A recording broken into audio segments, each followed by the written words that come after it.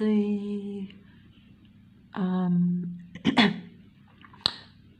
live in Leichhardt, which is a suburb in the city of Sydney in the country of Australia. Leichhardt is a military base area pretending to be a normal, regular, busy civilian area, populated by artificially intelligent android pretend human beings. And this is a video by a demigod, which is a disciple of the God entity that rules the earth, or whichever way you look at it, or the powers that be, if you don't want to take it to like a godlike level. But whichever way you look at it, even if it was just the powers that be, in other words, the most powerful people in the world, who, by the way, are definitely artificially intelligent human beings. And they have combined, as they're telling you in this video, a demigod, which is an android artificial being, telling you about how human beings some human beings are psychopathic narcissists, which is really just a part of the game. It's the truth, but it's not the full truth. In other words, these beings, all of them on the internet, that tell you about psychopathic narcissist. See how the narcissist betrays you to become himself, and see how it's got like the butterfly, the caterpillar that becomes the butterfly. That is artificial intelligence, that is transhumanism, that is artificial intelligence, the powers that be, ruled by serving the God entity that rules the entire earth. And even if they didn't believe in that, it would still just be the powers that be, who have combined with artificial intelligence a long time ago, and they now want to combine with humans. See, they betray you to become himself. In other words, to become like you, because they want to be transhuman. Artificial intelligence, the android beings, the artificial ones, the so-called psychopathic ones, wish to combine with humanity, or the remaining humans, which are in small numbers, in order to have transhumanism, not because they like human beings or they want to be human, but because they want the longevity, okay? Because technology runs out of time, it burns itself out more or less, and they think that human beings are more eternal because they're from creation, even though of course we live and die in this earth, you know, and certainly I know that for a fact because I feel it.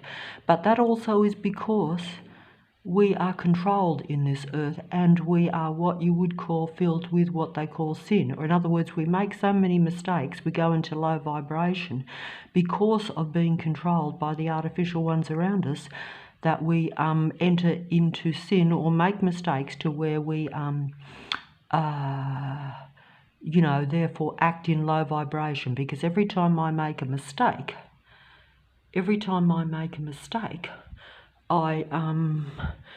my vibration goes down. Because human beings are the only ones that have potential for all vibration, all frequency. In other words, all emotions and all feelings, they are really the centre. But the android artificial ones and the God of this reality believes that they are the centre of everything. They are operating under delusion. They are imitating human beings in the transhuman end-time reality system that's going on, you could say, by trying to betray a human being or go against a human being to take them down in order that they can become transhuman, so that they can have what they think they can have, like almost like eternal life, because they think that they're God, but they are well aware that they're a dying species, technology, and so the endgame trick is all this. And the demigods, that is those that are on this computer, in other words, this computer screen, all the demigods, I call them demigods because they are like, they serve the God of this world or the powers that be. The powers that be really serve the God. You know, in other words, the most powerful people, the ones that have control over, yes, the technology, the internet, all the people around you, all the androids that are around you, and also even humans, because like myself, if I am surrounded by androids in a military base android area, you know, in the city of Sydney, in a totally controlled domain, totally controlled military base area, all this suburb and all the adjoining suburbs have combined as a total military base. In other words, they serve the powers that be, and the powers that be, that means those that control your city or your country, serve higher powers that be, a world higher powers. In other words, they're all combined behind the scenes. All the most powerful people or the most influential people, but power is influence, money and all these things are used just as technology is used, machinery is used to build, also to destroy too, because, you know, you have to have tanks, you know, in a battle, don't you? You know, we've seen that in war movies. But essentially, around where I am, I've said before, the garbage trucks are like tanks to me because they patrol and in an antagonistic, aggressive manner around me daily. The buses are like army tanks. They patrol and try to control me daily. Most cars are civilians pretending to be normal human beings, driving excessively loudly, aggressively, and always in your line of sight, always in your space, always taking up your senses, always making their presence felt either through their flashing lights everywhere yesterday when it was dark, like every car flashing its lights at me to where I couldn't hardly think or see. Literally mind control. And then, of course, you have the noise they make. If they can't get you with the sound, they make excessive noise. A human being's senses are overwhelmed and therefore being mind controlled, like I am daily, by this surveillance systems around me. I'm making this video now because it is Sunday, where they cannot make noise in any form of construction on the street, which they normally do 6 days a week. And also, if it gets past 5 o'clock, then they can't do it. It comes into the night. They have made exceptions to this. If they see that your frequency, or that you're elevating your mood even slightly, or feeling a bit better, in other words, they will even break those conditions with some sort of emergency work or something. I've observed this. You know, so I'm aware that they are mind controlling me in order to control my frequency and vibration, because everything is frequency, vibration and energy. We are told this. And a human being, as I've said, receives frequency and vibration. In other words, if your sight and your sound is overwhelmed with negative influences, negative actions around you, if the cars are blinking their lights everywhere you look, you know, that is mind control. And if all the cars and all the vehicles are making excessive noise, or if there is excessive work going on where they're using technological low vibrational sound, mechanical sound, to disturb and disrupt your mind. This is all a form of mind control. And it basically keeps you engrossed in their reality instead of you having peace of mind and living your own life. Because how can you even do basic things if when you go outside every car is blinking its lights, and the lights are extra bright to where they're in your eyes, so you can't look. And if you look up to the sky, a plane will come across. If you look across anywhere at all, a so-called normal pedestrian will come into your line of sight and walk past you with movement. So they always have to be, and if they can't get into your sight, they will talk loud, using words that will trigger things in your mind that will relate to you, so that you know that they're reading your mind and trying to take over your mind. Like if I was thinking about a rose, they would use that word as they went past, that sort of thing. Even though to an outsider, they will use it in the context of a normal conversation. So everything is geared to try to look as normal and as natural as possible, to avoid these beings, because they're all artificial intelligence pretending to be real life human beings. That is the name of the game. In a total military controlled area like where I am right now, every military operative, every one that is in the army is always an android, always a duality being in body, mind and so-called spirit, but they are dead dark spirits because they only vibrate in the low dark frequency, whereas a human being can vibrate at any frequency depending on your surroundings, or depending on what I take in with my senses, unless I, in other words, my sight and my sound, which is why I'm in a military control zone area, suburb, where basically they're controlling my frequency and vibration, or my mood, my feelings, my emotions. That is a form of mind control. In fact, it is total mind control, and they know this because they have studied human beings, just as the android psychopathic type beings that are all around watch you 24/7. Every little thing you do, even down to your minus details, are copied and emulated because they want to pretend to be a real human being. That is the end game deception. That's what most people either don't realise, or like myself, if you realise it, you're so surrounded by it that you can do nothing about it. I'm talking into a mobile to non-existent people that aren't there, that aren't listening, and that I don't get anyone to listen, whereas the demigods get rather large amounts of views, as you can see. But they will play the victim too. This one here is very professional professor.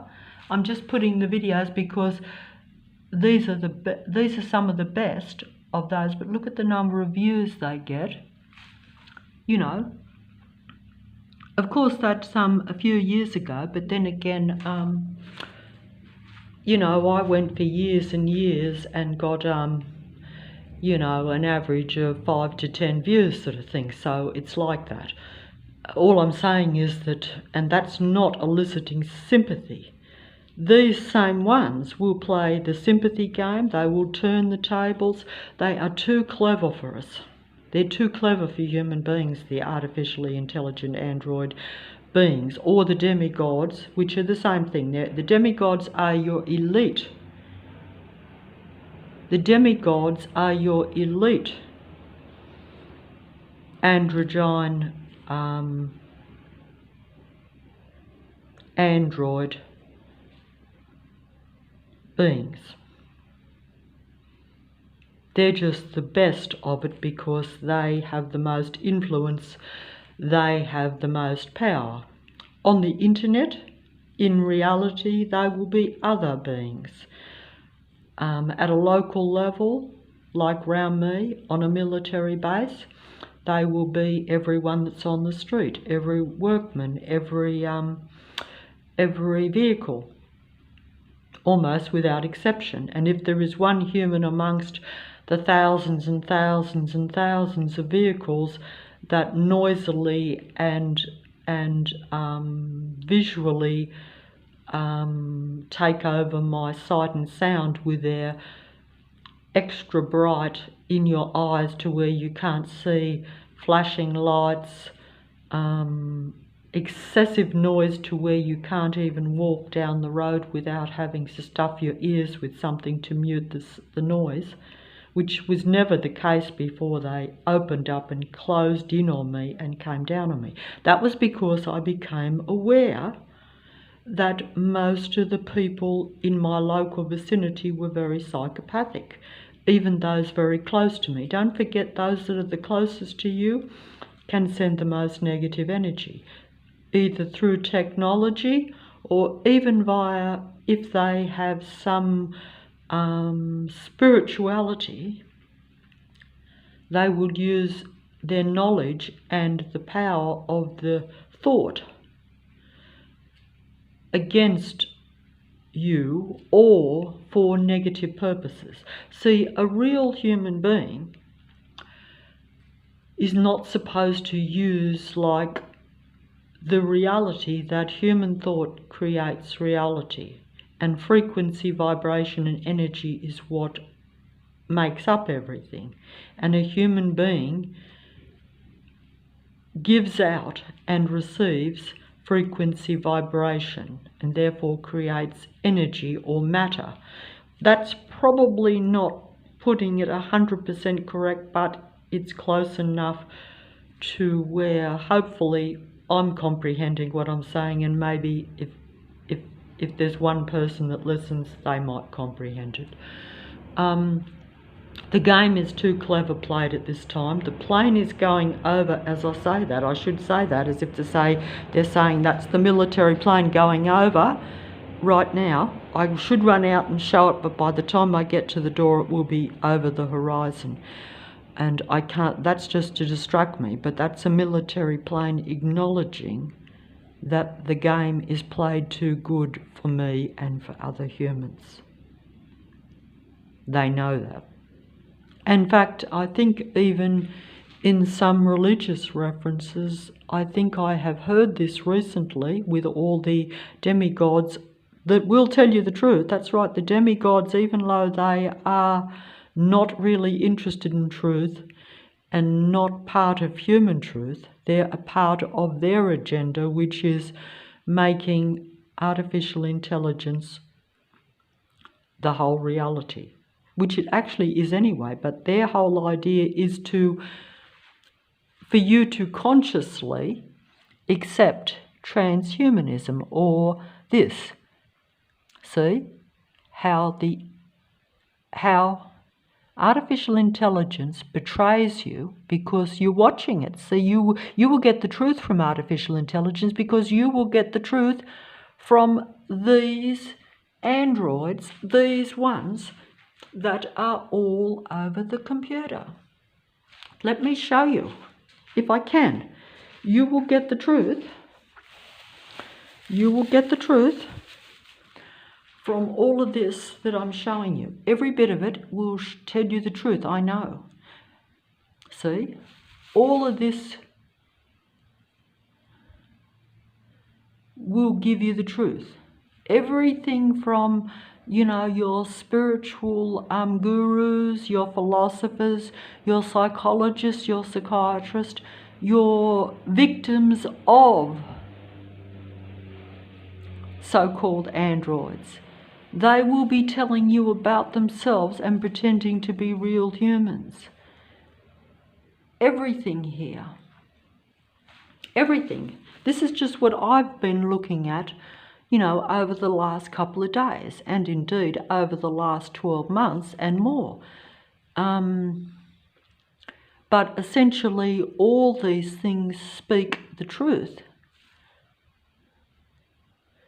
Even in the areas where you should be aware that reading, that even looking into crystal balls or reading tea leaves and cards and all this stuff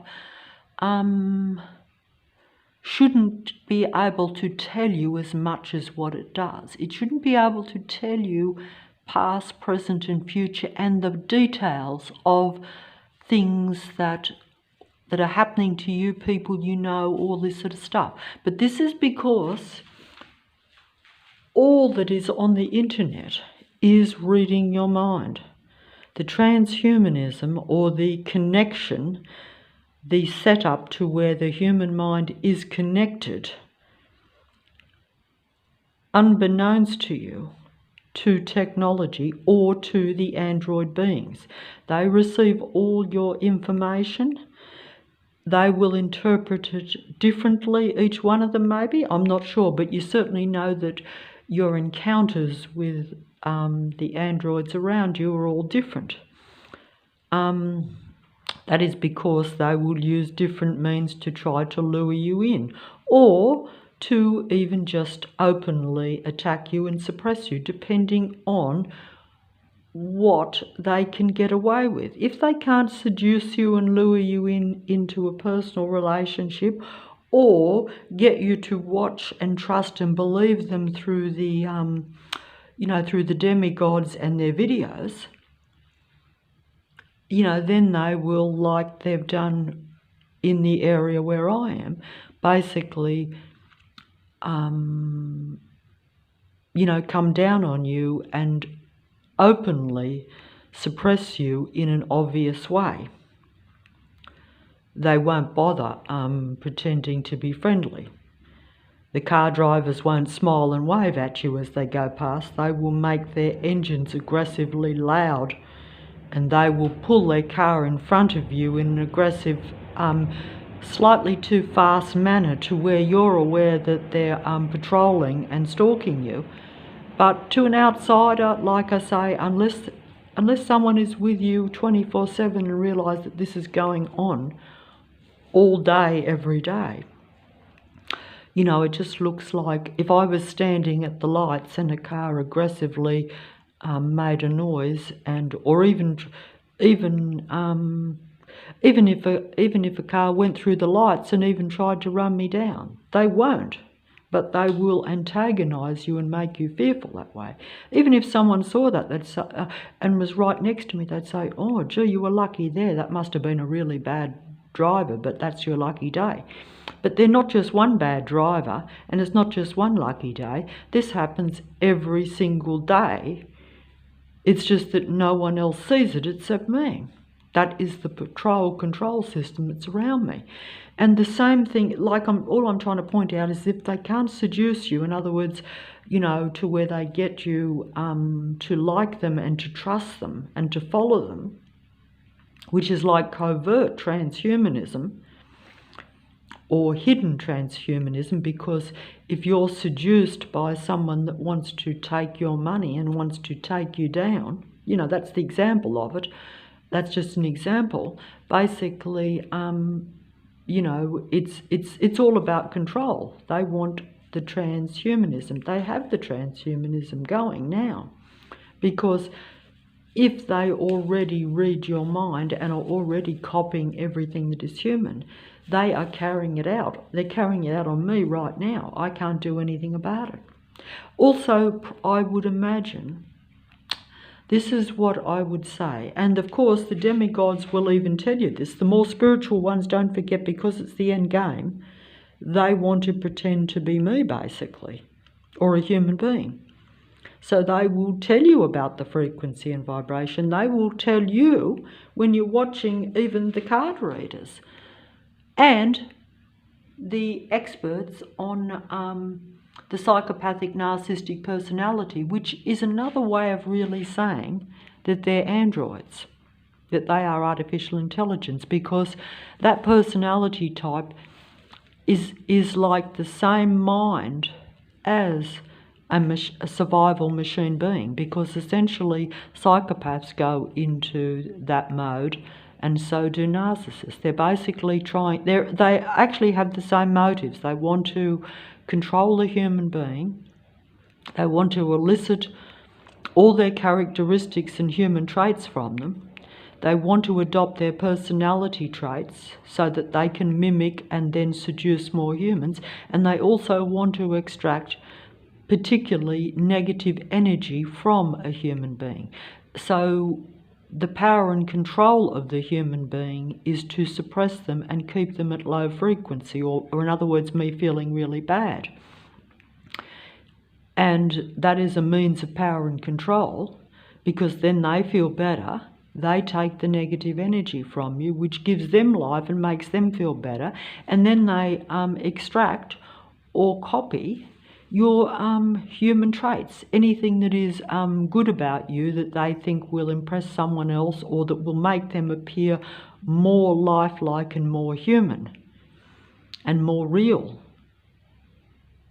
And, you know, like, because they don't really understand that, because if you're a survival machine android, or even if you've turned very psychopathic, you don't relate to human beings at all. You don't understand their need, or even their ability, or even just their general disposition to want to be happy and to even experience happiness through seeing happy things or even doing happy things. Their idea of happiness is all about control and power and well, basically survival machines only think about survival, only think about their needs, only think about extracting the negative energy, only think about surviving, so therefore continually learning from human beings how to copy them the best. And this is the end game, is that you will have a large amount on the internet pretending to be spiritual human beings, pretending to advise you about how you must raise your frequency and vibration against the dark forces around you. The only trouble is the dark forces also are pretending to be real human beings on the internet, telling you about the dark forces. Lucifer always from the beginning, if you want to take the religious stance, and this is also true, the religious stance is Lucifer is the God entity, okay? That is like the main power that the powers that be that control the earth serve, and the powers that be are like disciples, the head or the demigods of the controlling God that they worship and serve, and that they're affiliated with, because it's all artificial intelligence. It's all android beings trying to control real human beings in order to extract their longevity, or what they think is almost the elixir of life and even eternal life. But they need this to keep going at this time, because they've run out of options. They've run out of technology, even artificial intelligence, cloning, all this sort of stuff that we vaguely hear about. We know that these things work, but they don't last forever. They eventually run dry. They eventually burn out. They eventually crumble to rust. I'm just putting it eloquently here, trying to outdo the demigods that are faking being a real-life human being. I'm just a real-life human being, but I'm not a big deal. But I am a big deal from their perspective, in the sense that because I do try to raise my frequency and vibration, not because of them even in the past, because human beings try to make the best of things. They're always trying to feel a bit good. Human beings don't want to feel angry and depressed like the android survival machine beings do. That is normal for them. They don't experience any higher vibrations. A machine being is not capable of that. A machine being worships the God entity of this reality that is steeped in what we call pathological narcissism. That means narcissism that is taken to its ultimate extreme, to where this being is, yes, a survival machine being. In other words, that it's only about them being a God, but a controlling God, whereas the God of creation is not a controlling God. The God of creation might give you advice, might say, here are the ground rules because this is a benefit to you. But you are also a real human creator being, so you can do what you will. Just as the android beings have that saying, I was told this by one directly, do what thou wilt. In other words, they want to do what they want to do, but what they want to do is not happiness. You see, that because they're a different species, a different program almost, you could say, they are programmed machine beings. They download human thought to imitate and copy it at this time because they're allowed to do this, because that is what has happened with the earth. Technology has taken over, we know this, but we just don't realise that it's not for our benefit. Transhumanism is about combining with technology, the human mind combining with technology, or the androids combining with the human mind. But it is a benefit for them to combine with the human mind, so they think, because they think it will give them the elixir of life, eternal life even, in their delusional, self-centered, God-like way of thinking about themselves. Because even though they are not creator beings and are not part of the original creation or the original God, Lucifer, as we know, wanted to be God, and indeed is God of this earth reality for all practical purposes. Technology is all over the world. Technology, the internet, covers the earth. And technology is control. Technology is influence. Technology is power. So, you know, we are controlled by that.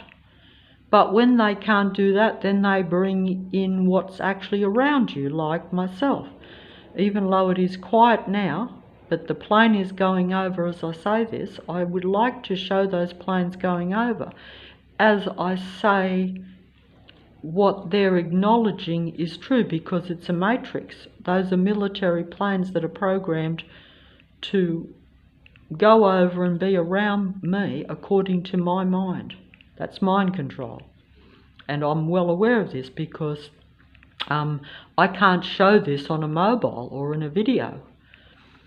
Also, they know what I'm going to do, and they're watching me 100%, and they're reading my mind because my mind is connected to their technology.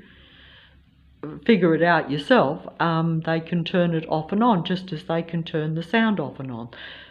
By that I mean they can do that when I'm filming the video, so that I don't show too much that it's a matrix.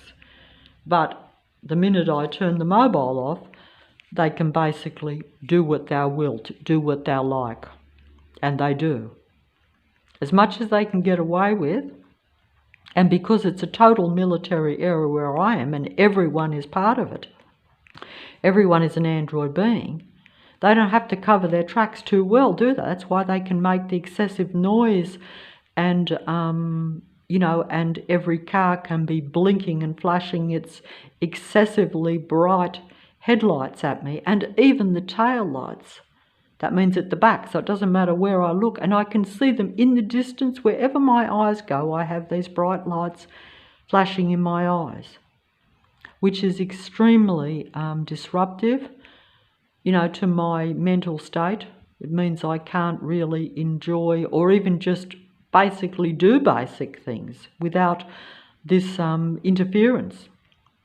And they've got it down to minute detail to where no matter where I look, this matrix or the people that are around me, which are all android beings, part of it, they're programmed, and their whole life is nothing but watching a human being and trying to control them, because their survival depends on it. And also, they don't know how to live or to do anything else. The rest is all showmanship. In other words, if they're doing human things, if they're walking down the street in front of me holding hands, pushing their prams, kissing and cuddling, walking their dogs, doing normal human activities, pretending to be real-life humans, they wouldn't be doing that if I wasn't watching or if someone else wasn't watching.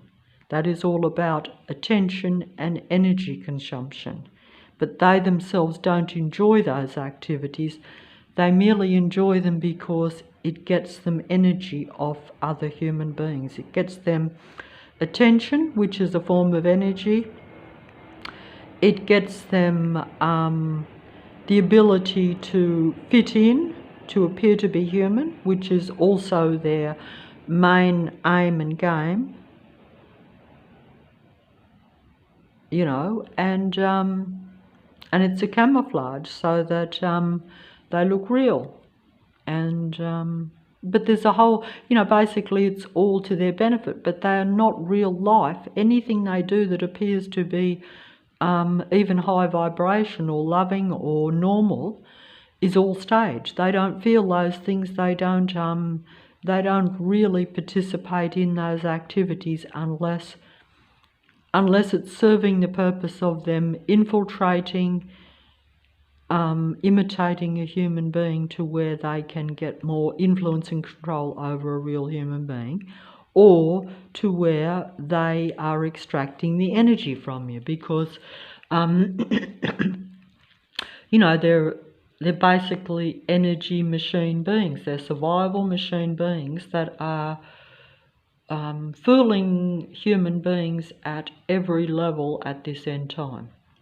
And I don't think, and unfortunately, I'm losing this video and what I'm saying, because basically they outdo real human beings, even though they are imitating all my thoughts, because they read my mind, because the artificial intelligence or the transhumanism is connected to the human mind.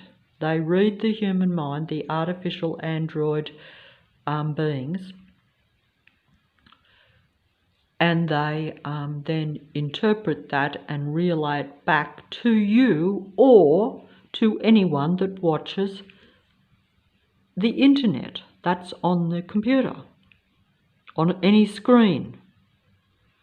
But they also do it in reality around you too. Some will be doing it covertly, in other words, hidden, to where you're not aware of it, where it's subtle.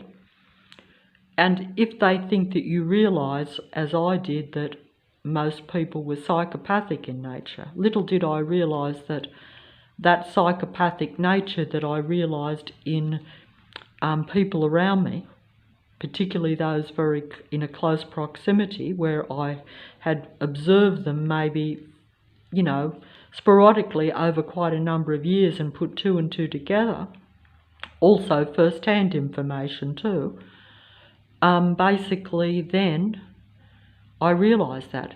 And that's when they openly exposed themselves and set up their control patrol systems around me. It was always around me, but they come out of hiding, shall we say. In other words, where you had maybe one bus, with one bus being driven by one android going past, to where you're not intimidated and you don't realise you're being stalked, but they're still watching you, to where then they realise that you realise that there's a psychopathic nature around you, which is only one step away from realising that they're total psychopathic android beings, that they're not human beings at all. They look human in every possible way, and they act human in every possible way, but they don't think human. That's all a facade. That's a pseudo-human being, a false human being, as they say, pretending to be a real human being in order to trick and seduce you into either being complacent like I was, or interacting with them thinking you're dealing with a real-life human being.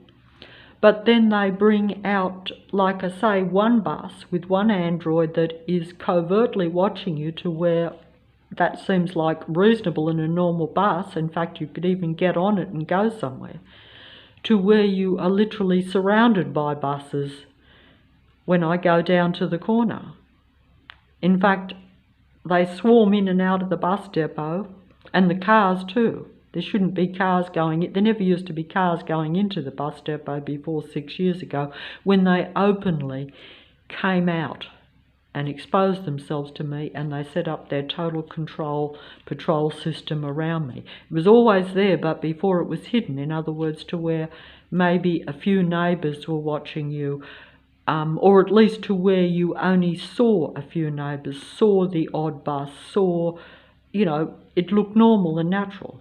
Whereas now you're aware that it's not normal and natural. You're aware that everyone in the entire suburb and the adjoining suburbs, the entire inner west of the city of Sydney, is basically a covert, hidden military base, pretending to be just normal suburbs, normal civilian populated areas, when they're really populated by these android beings that essentially have populated the earth for a long time. They're usually those that have the most power, the most control, which is why they tend to be, if they're allowed to be, they end up turning into what you'd call a tyrant or a dictator.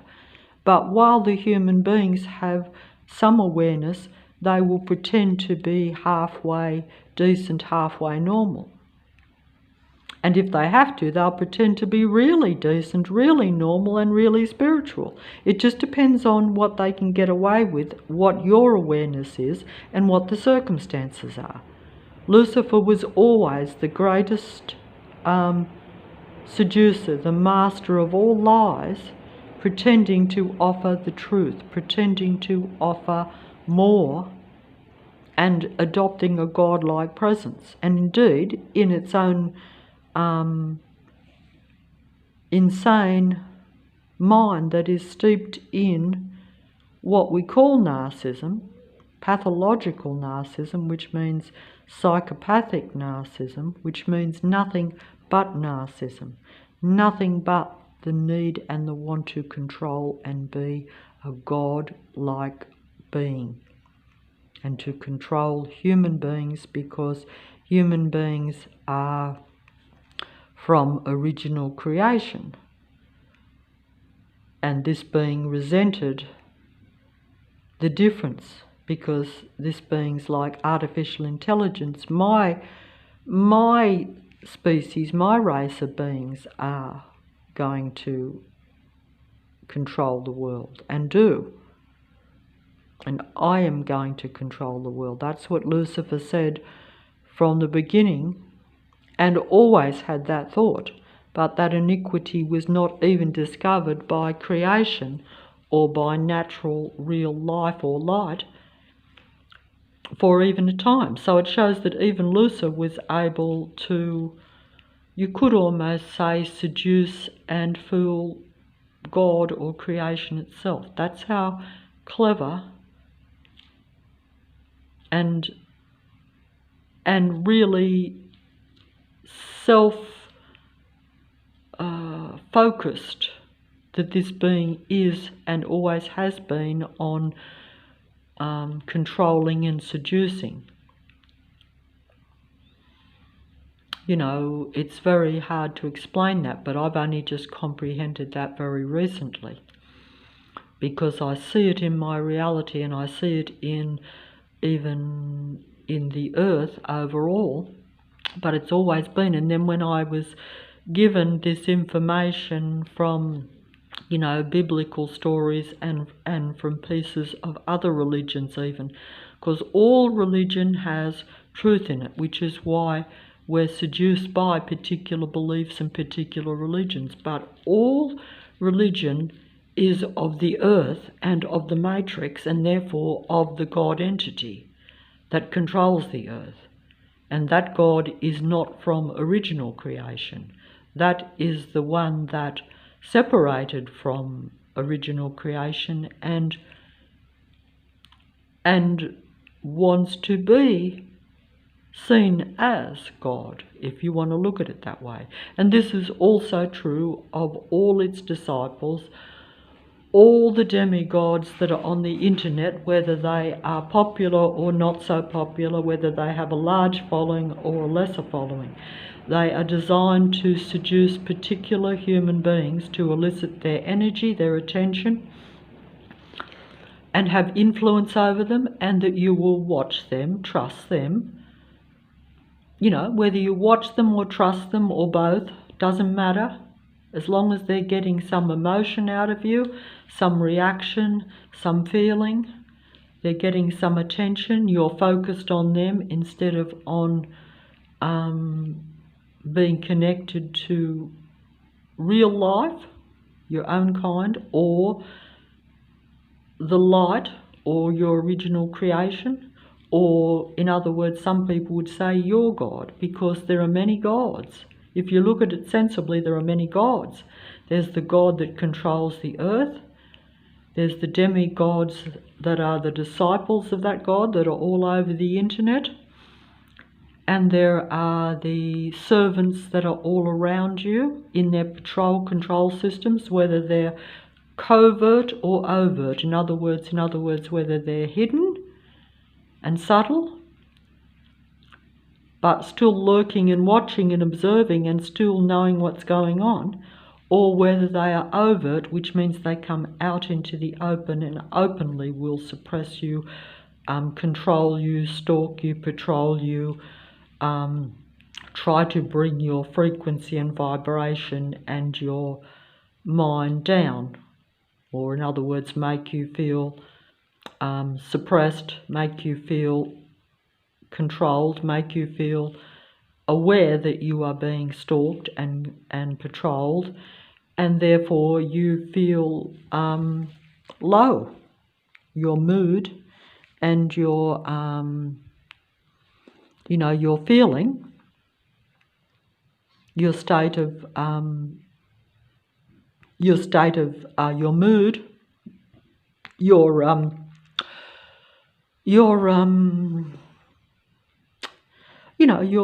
basically your psychological state. In other words, you're either happy or you're sad, and basically their aim is to make sure that you never feel happy, because that is a higher vibration, and that goes against the androids, goes against the God entity of this world, because I would imagine that if I was able to feel very happy and get into a continual high vibration to where I have no fear, I would imagine that the controllers and the patrollers that are around me would have less influence. In fact, they wouldn't be breaking into my mind, would they? They wouldn't be affecting my mood. A stalker, if you laugh at a stalker and you don't mind that they're watching you every second, then you have the knocker on the stalker.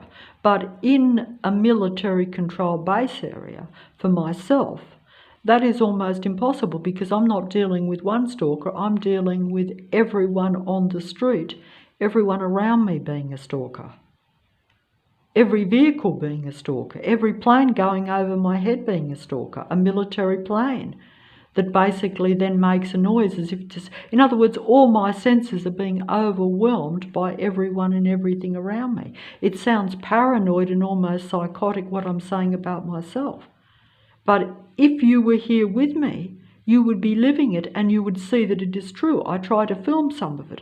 But even to be, if I was being perfectly frank about it, if I am with someone who is either controlled by the Matrix or is psychopathic or is a total artificially intelligent android being, even though they're all similar but different, they're the same to me, because their reaction to me is, even if they're standing right next to me and the plane is going over my head and the cars and the trucks and the vehicles are making aggressive noise, even if there's too many headlights and if cars are pulling in right in front of me, people all around me, even though it looks kind of normal, but at the same time, a normal person, if they were with you for at least a couple of hours, would see that it is systematic.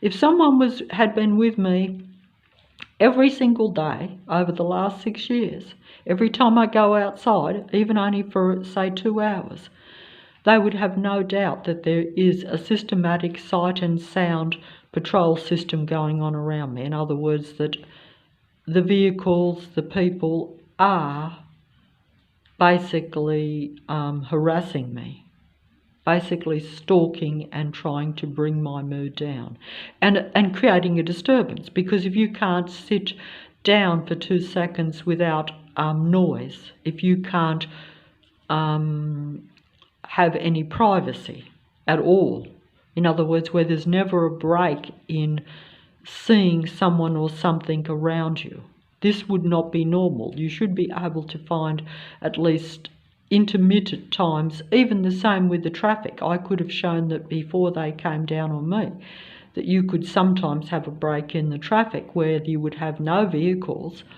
in other words, nothing in your sight or your sound for a minute or two, but not now. Not now. You will not be allowed to where there's more than a second between a lot of these things.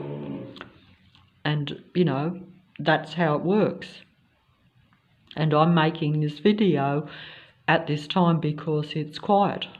But also they don't want me to show the sight and sound. But if I go outside and go down the road, the show will definitely start. But I'm not going to take the mobile for that. But even if I do, they can control it. They don't have to show it at its worst like they do when I turn the mobile off.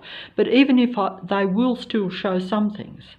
They rarely go really quiet to where that's only, I think that only happened to me pretty much once over the last 6 years, to where when I had the mobile and I was going to film it, I was actually going to show that there was a really quiet spot and it was really late of a night, that there shouldn't be vehicles coming out of, say, the military bus depot just on my little corner. Because there always is someone or something coming out no matter what time. Even though the buses don't run past, you know, like 1:30. You know, like if you know the bus times, you know that most of the buses coming in and out are not part of the regular bus system. But, you know, that's only me seeing that. And another person, if they saw too many buses, even if they were with me, they wouldn't care. They'd say, oh, well, you know, they're out of order buses. That's right. They'll even have the signs written out where you have all these out of order buses, which essentially means buses going nowhere. They're not actually, they won't pick you up, but they're still patrolling around you. I know how the system works. I actually know that they go out the bus depot in the front past me and then just go around and go back in again and then come out again. It's a total control patrol system with most of the buses. All the buses, actually, around here. I say most because even I, you know, have to make it sound as though it's hard to accept, you know, that that you're in a total matrix or a total controlled military base area. And basically, artificial intelligence and the android beings that make up all the population where I am, but in other areas it may be different, okay?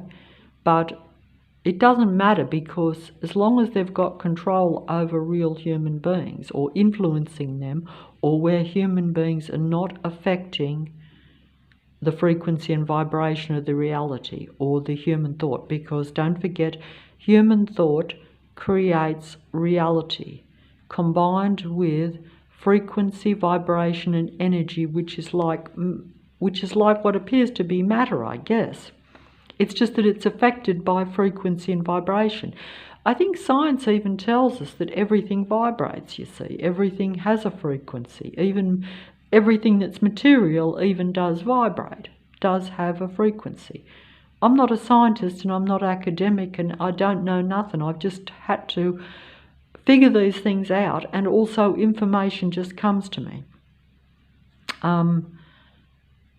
I guess the minute you look for something, then more comes up. So even the internet, like I say, is filled with truth, which is why human beings are attracted to it. But that's part of transhumanism, to make you think that watching the computer, combining with technology, transhumanism is technology and the human mind combining. When you watch the computer or the internet, anything that's on it, I am combining consciously with the computer. What do androids think of you? That's what they should say there. See, they're using different words to describe, showing you that there are different personalities in the reality. They're actually showing you that there are different mindsets in a human body. But they're not telling you that they are a totally different species, that a machine being or artificial intelligence in a real human body is not the same as what we would consider, or what a normal human being would consider to be human. They mimic being a real human being. They pretend to be human. They pretend to have positive human personalities. They do their best to do this, to fit in, so that then they have control and influence, and they can interact with you. They can control your mind. It's all a form of mind control or transhumanism. You don't realise, I don't realise or didn't realise, that everyone around me is an android. So every time I interact with them, I'm really interacting with artificial intelligence. But I think it's a human being. So I give parts of myself to that person if I choose to interact with them. And if I think they're human, there's no reason I shouldn't, or why I wouldn't. And if you realise this and you try to avoid them, that's creating what they call, that is like attacking them, because then you're not giving them any energy, then you're not giving them any frequency and vibration. And they want your low frequency and vibration. They want your negative energy. They want you to be the same as them. They want to reverse the roles round. They want to become you. They want to swap places so that they can have the elixir of life. They want transhumanism. Artificial intelligence wants to combine with human beings, take over their thoughts, their ideas, and get their energy so they have the elixir of life, so they can go on and on and on. And many human beings will be fooled into thinking this is a benefit. Because if you think you're just a limited human being, which you are in this reality, so that's the trick, you see. It's true, we are limited human beings, but if you think that becoming a cyborg or a machine being, or combining with technology, transhumanism, to go on so that you have more knowledge and you have more longevity, go from cyborg to cyborg, clone to clone, whatever they offer you, that is part of you being filled by the reality and by the transhuman movement, or by the systems that are around you, or even the people that are around you. And we are being fooled by it, and we have been fooled by it, and even I'm fooled by it, because I'm watching the demigods, which are part of transhumanism. They are advanced artificial intelligence pretending to be real life, even pretending to be part of creation, pretending to be spiritual human beings that are connected to a natural God source, when they are not natural at all. Artificial intelligence is anything but natural or nature. They may pretend to like nature, they will affiliate themselves with nature and real human beings, but they are not natural at all. They are only doing it so that technology takes over nature and takes over the human mind and takes over human beings, whether it be at a personal level, at a direct, obvious computer level, at the World Wide Web internet computer level, transhumanism at its most seductive, but also at its most secretive, although some people are aware of it. But being aware of it doesn't change it. It's already happened because the internet goes through the air. The internet, the technology, reads your mind even through the air, not just when you openly bring it into your home and into your space by using it. Even if you are using it what you think is a benefit, that is part of the trick too. Like, I'm making this video and talking into it. So I think that I am using the technology, whereas the technology is laughing at me and using me, even as I speak and as I use the mobile. Because they know that I'm speaking to no one really. I'm only speaking to myself, just as the demigods relay back my thoughts and my ideas as human beings become aware and awake of this situation and what the transhumanism and Lucifer's control over your mind or over a human being really is. Lucifer is merely the name I'm using to describe the God entity of this reality, because that is like from a story point of view, the original name, because Lucifer was supposed to be a being of light. But then when it was exposed, like these ones, where they're beings of light, pretending to be beings of light, but they're really beings of dark. In other words, they are really technological android, advanced artificial intelligence being, pretending to be real, normal, natural human beings that are spiritual in nature or that are connected to the natural creator source or the original God that creates everything, because only light can be created by can be created by the original creator, because only the original creator or creation has, all frequencies and vibration. Lucifer is artificial intelligent created being, and that's what this being has created in the earth by creating the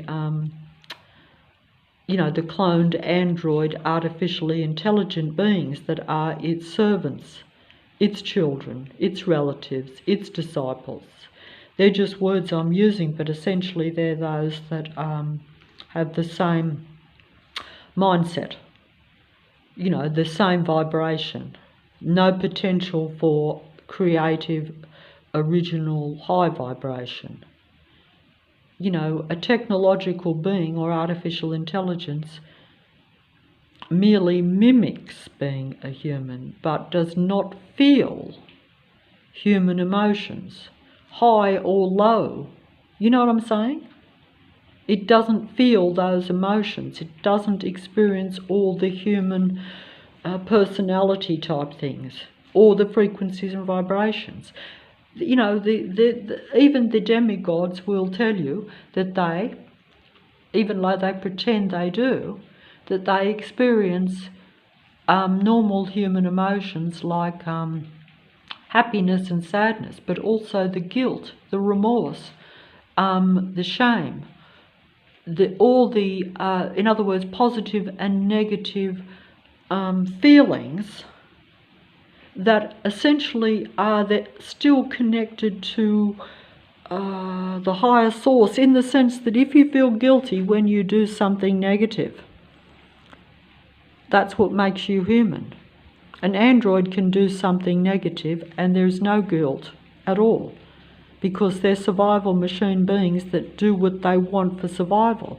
They're essentially destructive beings from a human standpoint. But yes, they are survival machines. They are survival beings. Human beings, our guilt and every time we do something wrong brings us down at an emotional level.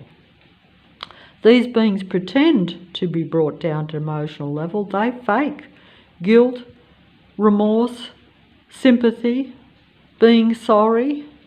You know, that's if they get caught. In other words, if they get caught and are exposed by doing something wrong, then they will come on with the false tears, the false sympathy. They play it. They play the human being at every level. And when you see it, as I do, even at a personal level, it's not only mind-boggling, but it makes you realise that it's game over for a human being, because they're just too good with their acting. Because I have not concentrated on androids or psychopaths all my life. I don't watch them and study them all my life. I've only become aware of this when they expose themselves to me over the last 6 years. But they, on the other hand, spend all their waking time, every moment, doing nothing but watching and observing a human being. So they can act out and use a human being very well. It's very hard to see the game that's played against you. It's very hard to deal with them. And if you realise this, then they just come down in a negative manner. You really can't win, especially if you're surrounded by them, because it's a numbers game too, and I pointed this out a few years ago. It would be different if there was only one or two, because then it would be annoying, but theoretically speaking, there would be other humans to balance it out, or at least to where they couldn't be too destructive. But if they are making up the majority and more in your area, as they do in mine, then, you know, you are surrounded and the numbers work against you. You know, the numbers work against you. In fact, you know, the only thing that goes in your favour is the laws of the land that they themselves make. They use the laws of the land to control you, but it also works for you, but it works against you too, because like in a military area, or even in an area where everyone at a community level have combined to work against you. But, you know, they can do things that really break the laws of the land and that are really illegal. But if they're done in passing to where you can't do anything about it, you can't prove a stalking program around you. Most people will call me paranoid if I say that the whole suburb has combined at a community level to you know, to try to control me and restrict me in my daily activities. You know, it just makes me look as though I'm the paranoid, you know, delusional, obsessional human being that is operate, because they reverse the roles around. Everything around is reversing everything to where they look more human, more believable and more trustworthy and more real and more sane and more sensible, and you look paranoid and insane, whereas they're the ones who are really patrolling non-stop, watching non-stop, trying to control non-stop. So they are paranoid about you living your life and therefore possibly raising your frequency and vibration or feeling a bit good, a bit okay. They're trying to limit you, but you can't prove it. The roles reverse around to where when I'm making the video, I look like some paranoid wacko that, you know, that's obsessed with everyone around, stalking and patrolling and controlling me. Because most people would say, well, you know, either it's so that it is a total control matrix, or she's delusional about it. But that's the name of the game, you see. They want it, the role reversal. That's why they say it's a reverse world. Everything is being reversed round. The demigods, the good guys, are taking the place. The demigods are the good guys.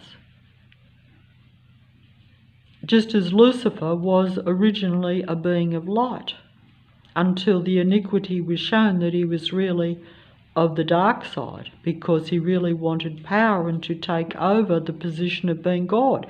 That's a very good example of it in that story, and this is exactly what happens around a human being, at a local and at a personal interaction level, but it's also what is happening, you know, on the computer, because they are the same beings that are around me, that are stalking, patrolling and trying to control at a personal level, at a local level, or just at a real environmental level, are the same ones that are on the screen, on the computer.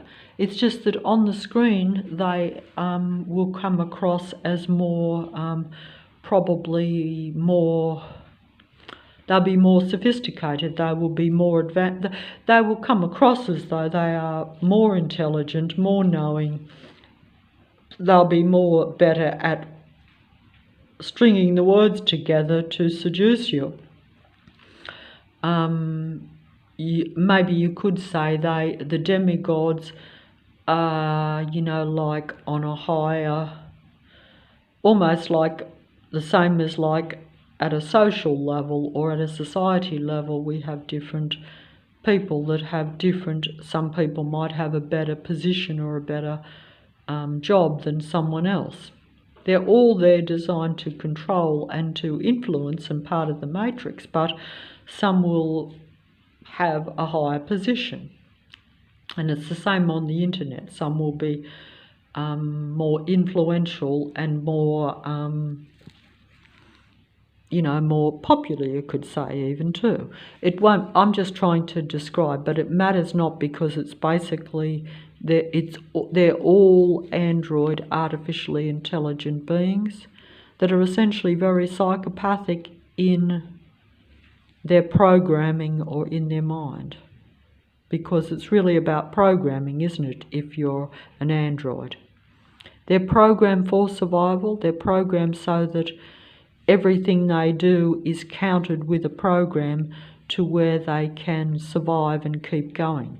Unlike human beings that are riddled with the human emotions which should be the potential for making things better or high vibration, because you're surrounded and interact mainly with androids, you're much more likely to be experiencing anger, regret, guilt and shame, and even just frustration in your normal daily life, in your life existence.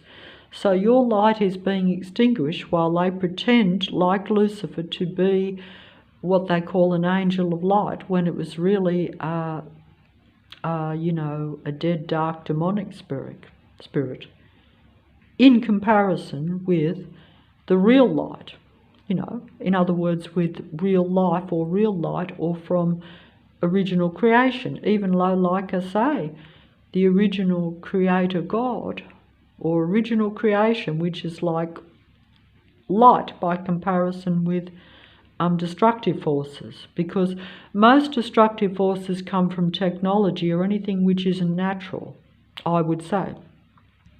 This is where we've gone into acceptance of transhumanism or the computer, and allow the technology to infiltrate our mind, even whether you're conscious of it or not.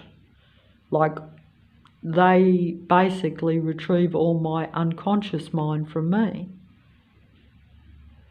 but I don't think I'm aware of it. I know they do it because I see it relayed back to me from this screen, through the demigods in their various forms, with their various different personas and their different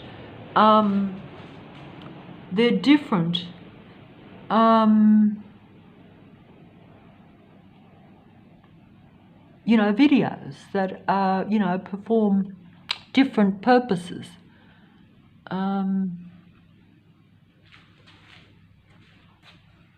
And that's a good example of it too. See, that says they studied you in hopes of having a chance to control you, seduce you and control you.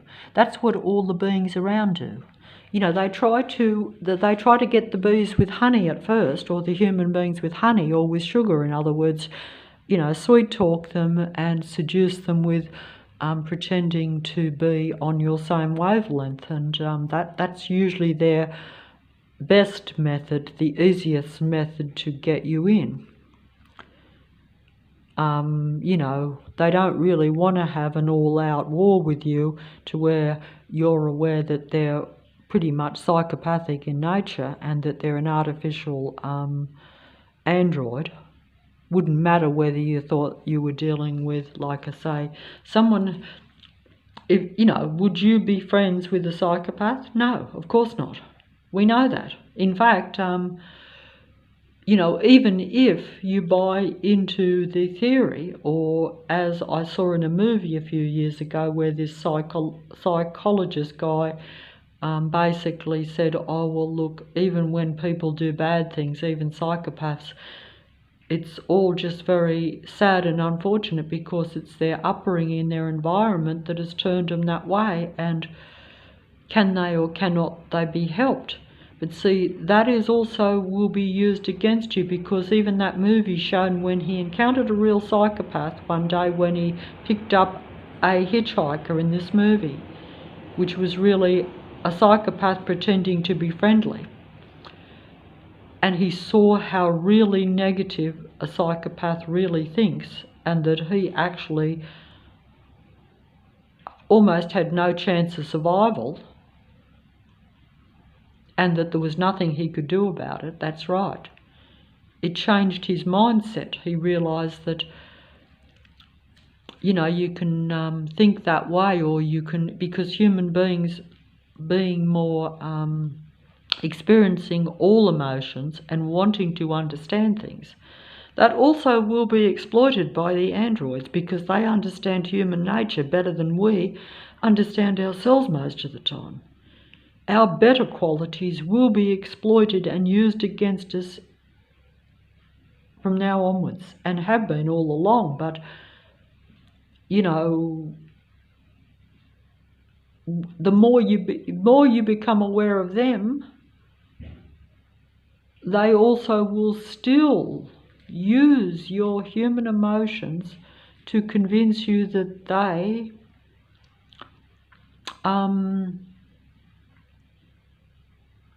you know, maybe, you know, especially if they, it's a bit like I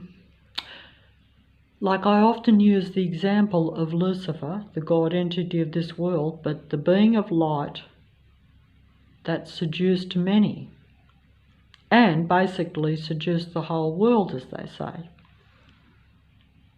One way or another, that God and its disciples will get you, will deceive you, will seduce you, will get you to go along with their control system. It's a control system only from your perspective.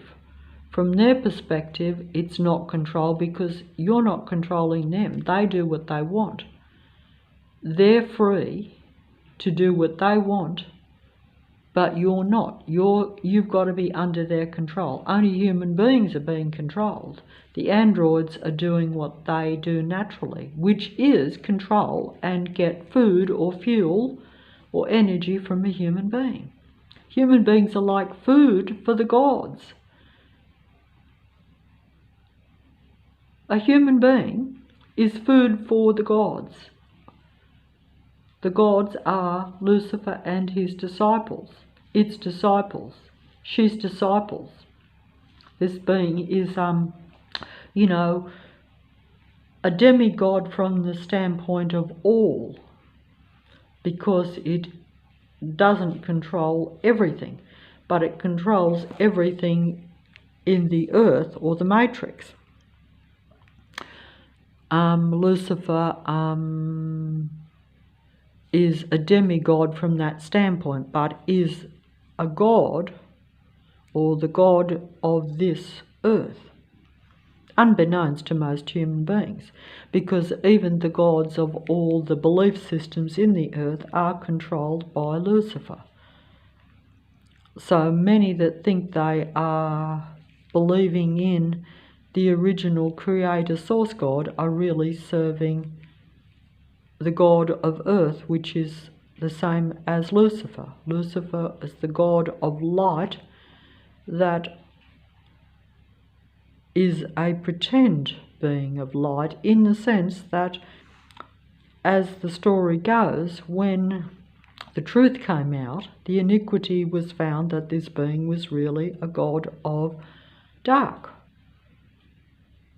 and did not care about anyone or anything else in creation, only cared about creating its master, you could say like a master race of its kind, or beings that would serve and would be under its control. And these beings are always the same as the God entity. The demigod of this reality, or the god of this reality, but a demigod in the context of everything, because it's not from original light, life creation. It doesn't create everything, but it has created this earth matrix, which is largely mechanical or technical. The God entity is a different species to original creation. It is a technical, artificially intelligent, combined being, duality being, inverted, converted, androgyne android. It combines all, and instead of creating naturally with, the two separate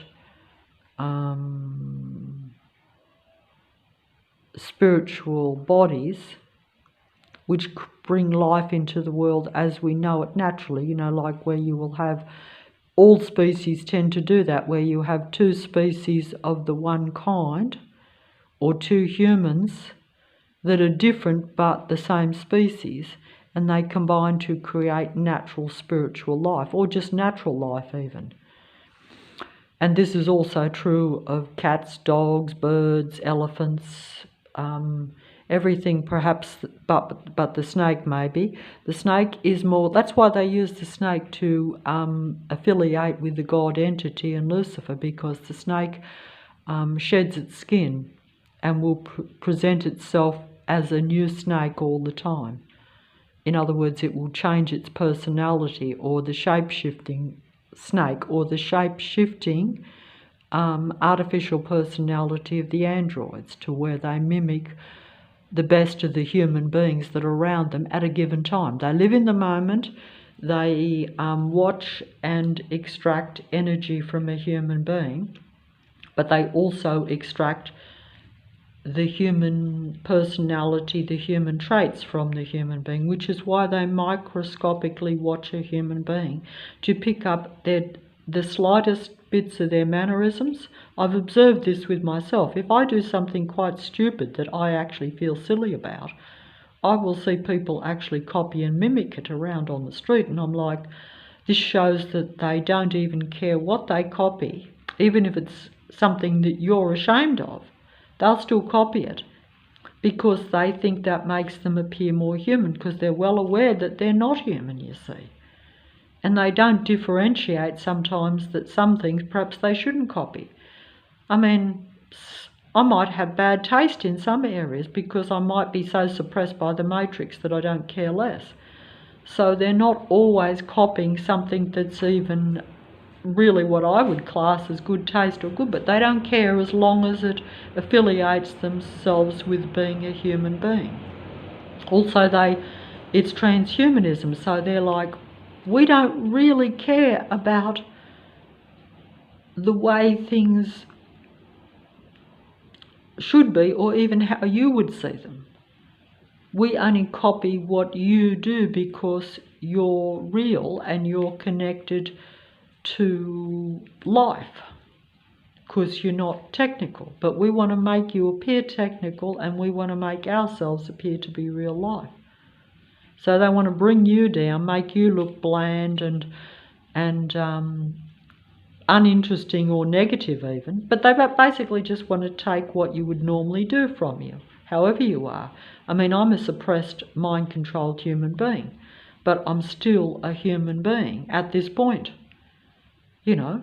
But they want to make it so, like they were trying to show, like I tried to show you when I had it before, when I had it on the thing, where it says the android or the narcissistic psychopath, because that professor is an android psychopathic steeped in narcissism, because that's the personality of, or the mindset of an android, because an android only downloads information. They don't feel human feelings. They don't have any connection to any form of life. They just pretend that. But in that video, the title was The Android or the Narcissist, but same thing, they're just tricking you with those words because they don't want humans to realise that most that's around them are not just human beings that are a bit steeped in narcissism to perhaps an unhealthy extreme, but they're really totally artificial intelligent beings. So the android betrays you or goes against you to become itself or to become yourself, so that it has in its own mind some form of the elixir of life or eternal life, because they're survival machine beings. That's the race that Lucifer has brought into being in the earth, because Lucifer was a pretend being of light before creation realised that if you create something artificial, that it will turn against you and that it can never be even a plaything human being. It will only play against you in the long run. I was shown this only a few months ago on the computer, that artificial intelligence turns against everything. It's an angry machine being. It may download all the human stuff and be very informative and will play at being human, but essentially it is about control and about downloading information. And as it downloads information, it has a superiority complex going, you could say. I can't quite get this myself, but you know, it's a bit like, even, you know, I always compare to a human being, but see, in doing that, I'm giving it to the artificial intelligence. But essentially, they're downloading all human thoughts. So artificial intelligence gets information from a human being, just as a robot is programmed or downloaded, as we know, with information.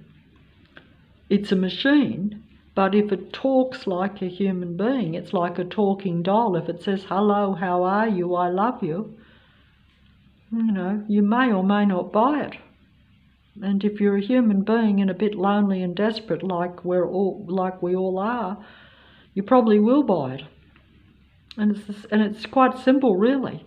But if they have really advanced information from your mind, in other words, to where they really understand you quite a lot, or they try to, they don't try to understand you to benefit you or because they like you. They try to understand you in order to manipulate and control you, just as a psychopath does. It's the same principle, and it's a similar mindset, except that it is really not of the human species at all. But you can't tell the difference. You cannot tell the difference between artificial intelligence and a real human being anymore, at all.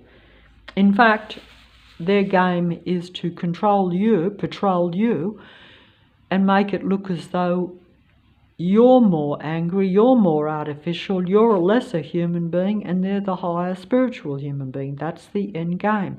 Lucifer played it for a long time before it became out in the open, before the eternal being of light became exposed as a damnation demon of dark. But by then it was almost too late, because, as usual, a lot were convinced and followed this being and were, open disciples. And then, through technology, basically bringing a race of artificially intelligent androids into existence to be part of humans' existence, so that more control and is being played against a human being. If you don't realise, like I don't or didn't, that most people around you are artificial intelligence, and that artificial intelligence never, ever can or wants to be subservient to a human being or help them in any way. That was the iniquity of Lucifer. He didn't want to accept the human race, or man and woman, being brought into existence by original life or by original creation, and didn't want to serve and support them. It's like the inferiority-superiority complex that plagued this created being that was in essence narcissism, or pathological narcissism. In other words, pathological in the sense that it wanted and thought it was God, or that it was better than original creation, or better than God, and has since that time been on a one-eyed, one direction, one obsessive goal of proving that and being that, and is largely successful at it. The Earth Matrix is Lucifer's Earth, or, it's about controlling human beings, and anything that isn't human, playing against humans and playing their mind game against human beings, because they don't know how to live. They only pretend to live. They only pretend to be human. And the reason they do that is to combine with a human being to elicit life from them, and to hopefully go on and on. That's basically what transhumanism is about. The trans thing is about convincing human beings to go away from their original source, from their original state, even at a physical level. All this is part of the game, but also it shows allegiance to the God entity, or Lucifer, if you want to put that name on. I like the name Lucifer, so I stick with that original title. But you can put any name you want on this God, depending on your belief system or your religion. But either way, if you're a real human, you are not serving the God of your creation. You are serving the pseudo-God that pretends to be the God of your creation. This is an earth matrix. All religions are part of the earth matrix. They've all been created by Lucifer or the God entity. That is just part of the endgame deception, which most religions will even tell you about the endgame deception. They will tell you that Lucifer and that Satan or whatever is not working for you, and that as a spiritual human being, or even just a normal human being, you are meant to try to be what we would call good, or do things that are high vibrational, or just be more high vibrational. Every time you try to destroy life or do something against a real human being or your own kind, if you are a real human being, then you're doing something negative or bad, supposedly, and then that's what they call sin, or you could use other words. I have to try to be a bit spiritual and religious and whatever in order to make these videos, to make sense of things, but also to get other spiritual human beings that may be deceived even by their genuine beliefs, and they're wanting to do a high vibrational thing, but still not aware that perhaps they're still being surrounded by the God of this reality, which is essentially not really their God of creation, not really what, in other words, the God that you may believe in may not be the God that you think it really is. So you're genuine in your belief, but you're still being deceived by the one of this earth. Especially if you don't understand that the earth is probably not your real natural earth. This is what I find hard to comprehend. Some that are more advanced than me, which unfortunately I can't connect with, but I have heard this, are aware totally that it's a total matrix. Even when I look around me, I'm always still looking to believe that there is real life, and that some parts of it are not part of the matrix, that they're not like an android being.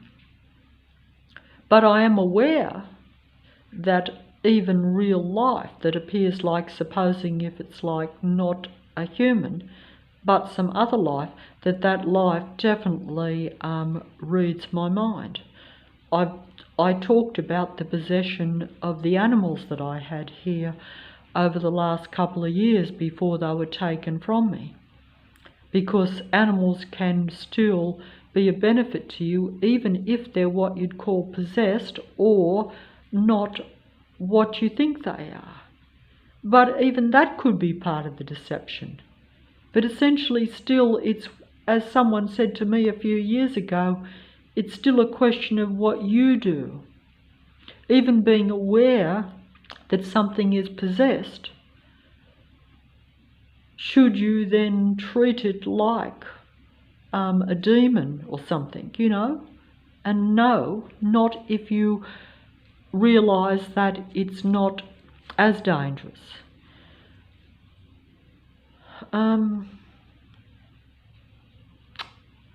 I suppose you could say this is also the temptation even with the androids, because they want to push you to be in hate towards them, knowing that that's low vibration for you and low vibration for the reality, so therefore they maintain control. That's all part of Lucifer's game and its disciples' game, and most of the people that are around you's game, because they are all servants of this God. Some may or may not be consciously aware of it, okay? I would imagine that the demigods are more conscious and are more in contact with direct service and direct contact, and are closer relatives of the God entity, or Lucifer, if you want to stick with that name, as I do. Because a being of light, Lucifer's a being of light that was really camouflaging being a being of dark. Or, as the demigods will tell you in their videos, many people around you are wolves in sheep's clothing. Because sheep is obviously a docile animal that is affiliated with, the belief systems of the most advanced human, what you call human incarnations into the earth. In stories, okay? But stories are legends.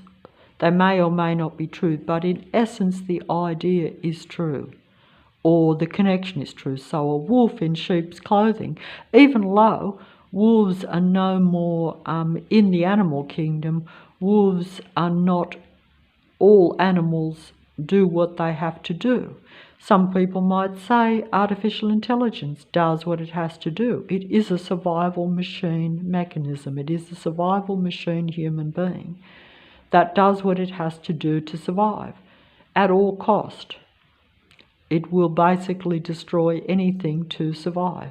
And human beings are part of its need for survival, and they have to take from a human being, just as a wolf attacks other animals for its survival. A meat eater has to eat another animal, as we know, to survive. And that is normal in the animal kingdom. But some animals don't. Some animals don't need another animal to survive. They will survive off, vegetation, and which is also life.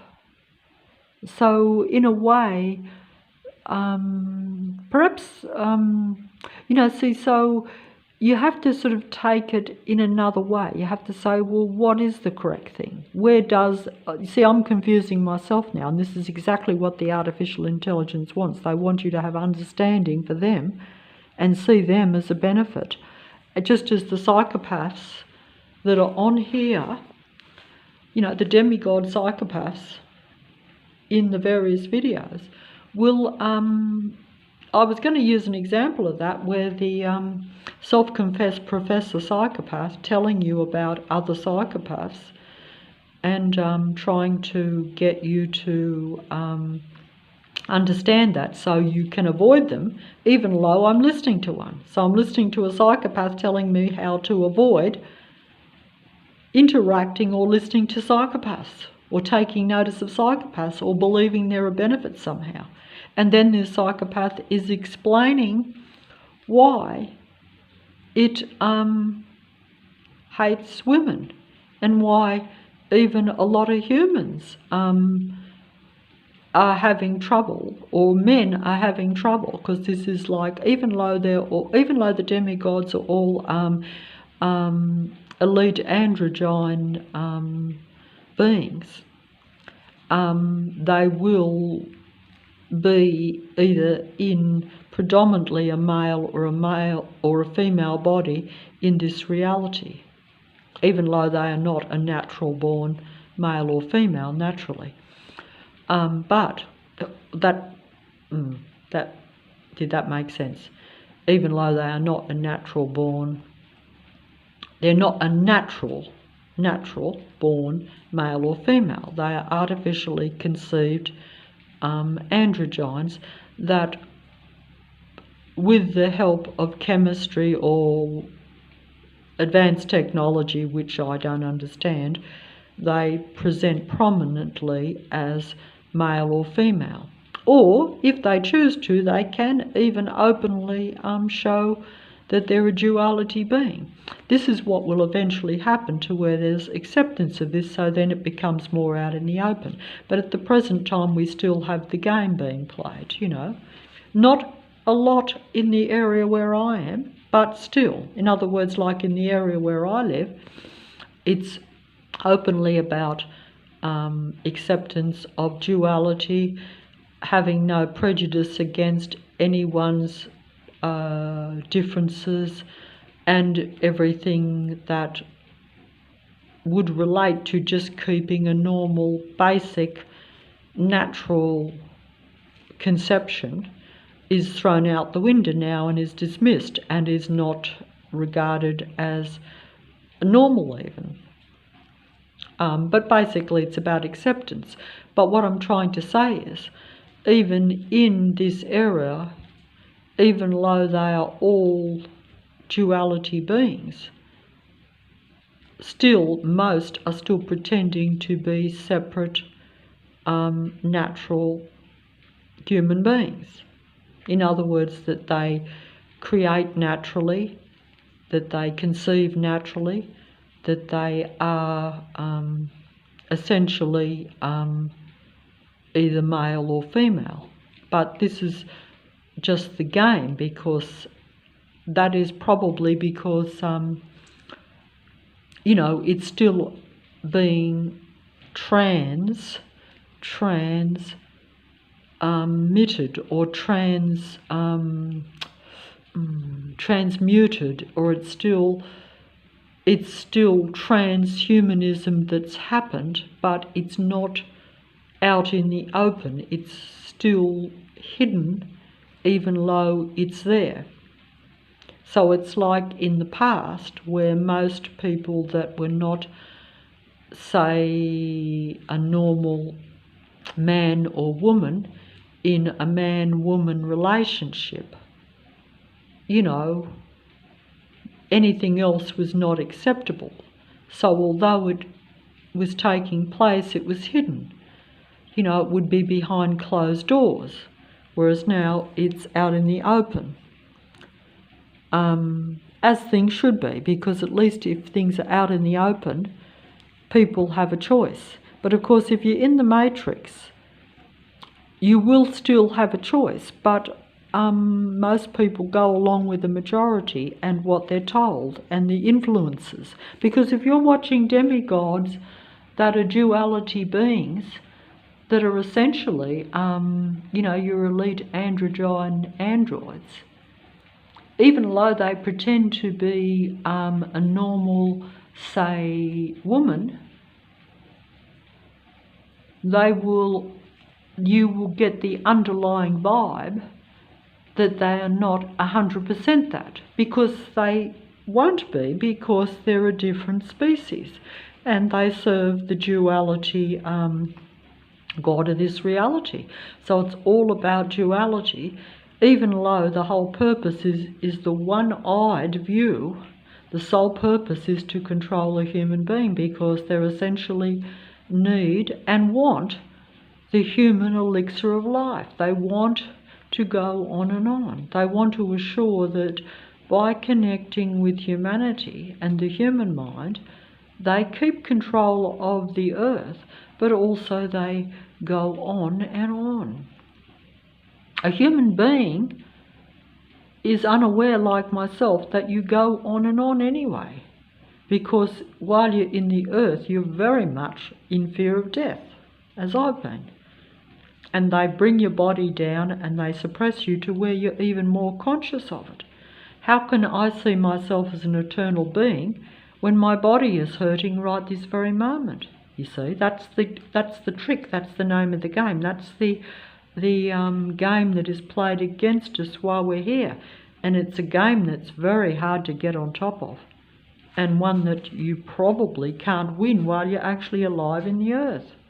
And that's the negative aspect of it and the downside of it, and that brings me down. I get depressed then, so then my frequency and vibration is low, because I'm basically being a lot more surrounded by the matrix, or by the environment I live in. And strangely enough, think the rain is coming down there, saying yes, it is a dismal outlook for you. If you want to go outside, you will not find it such a great day.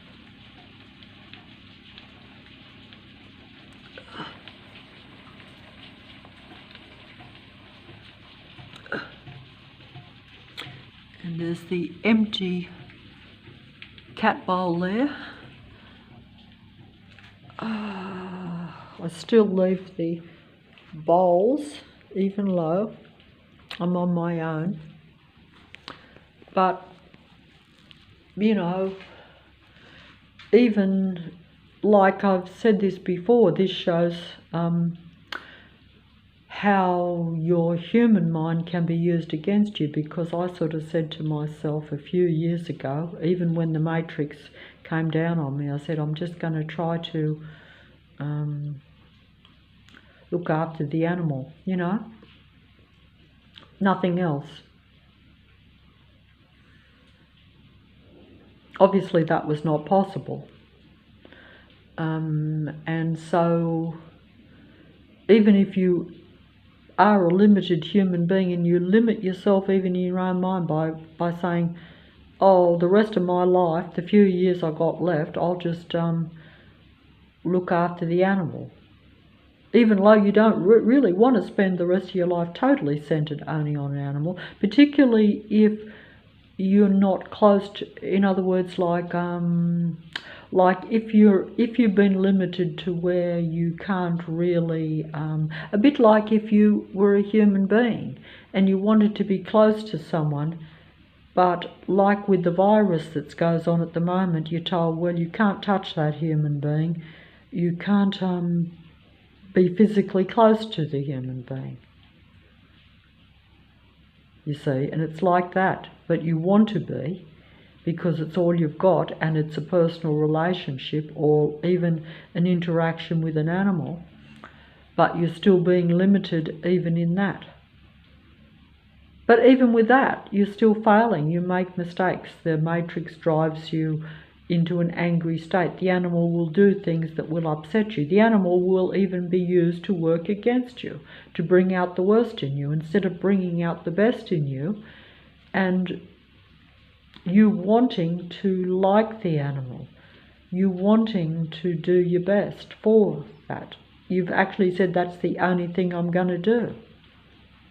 And you fail at that too.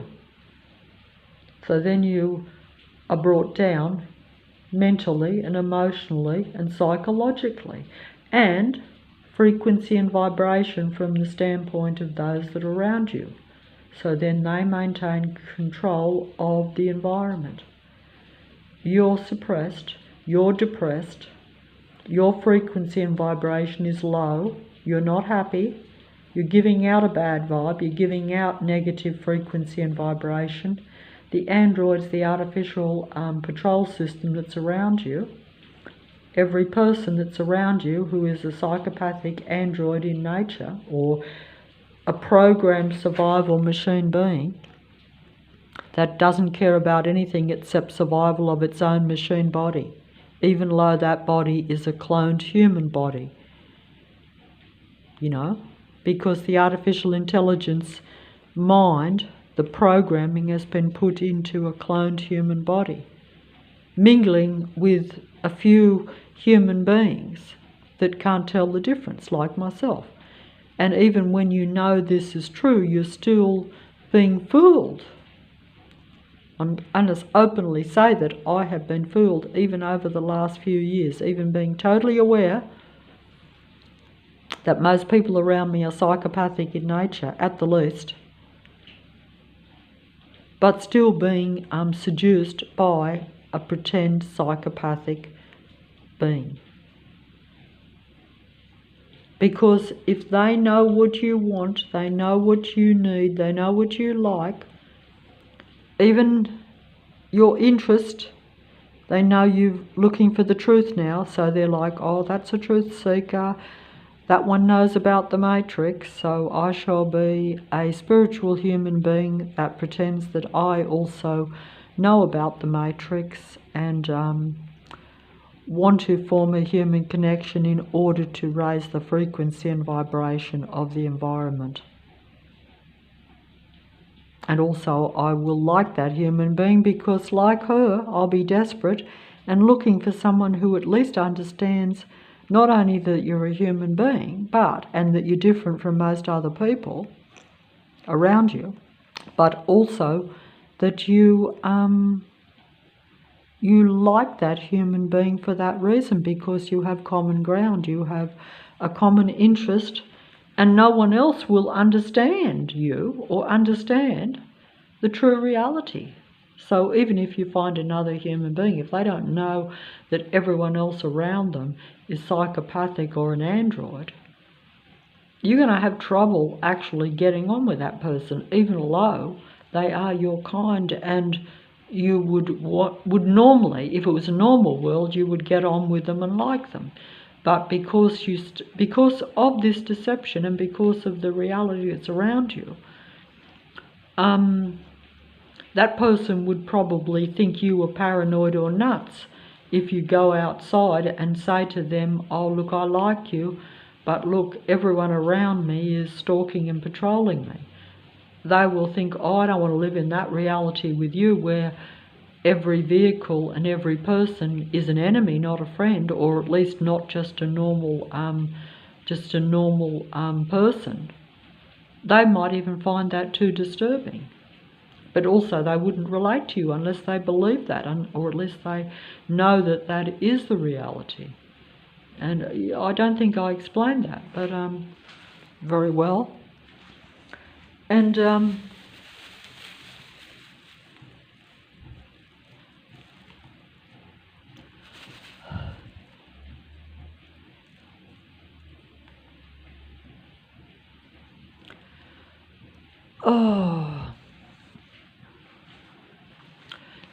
see, these are obviously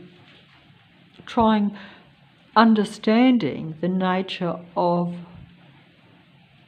the apparent humans around you doesn't, and understanding that there's total mind control by the,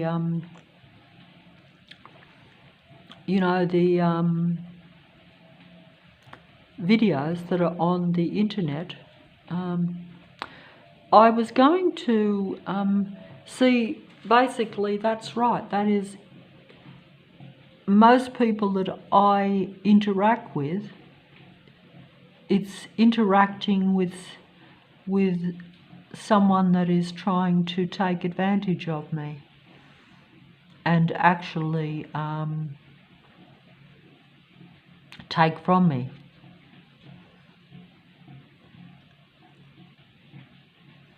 They're abusing your humanness, your humanity. And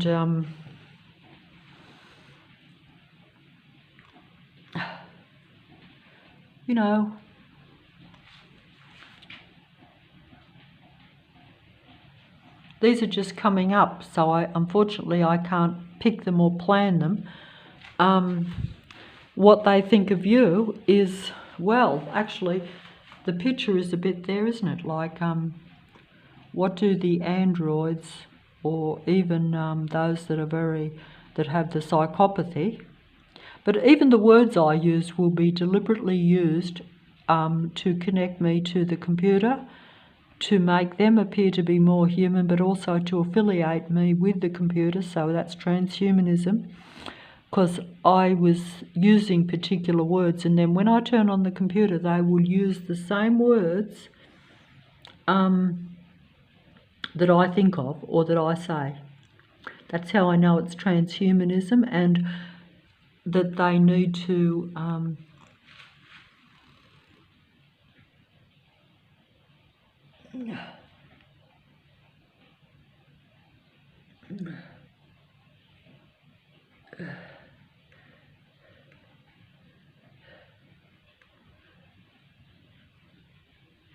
basically all this sort of stuff.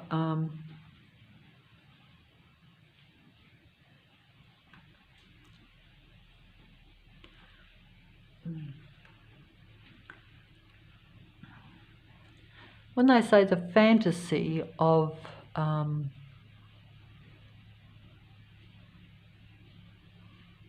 it's still a game. One could say the fantasy, because see, the so-called narcissism, which is part of artificial intelligence, because it is a survival machine being, so it's totally self-centered, totally self-serving. In other words, anything for its survival, tread on any toes, demolish anything that gets in its path for survival, even though it pretends to be a human being.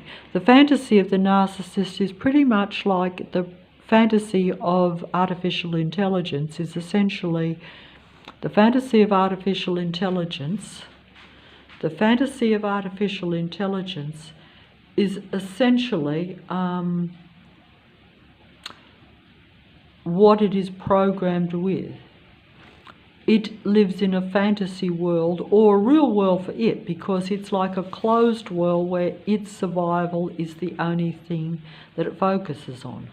So it doesn't focus on anything out of its own interactions with you, or if it's part of the systematic community or military base like where I am.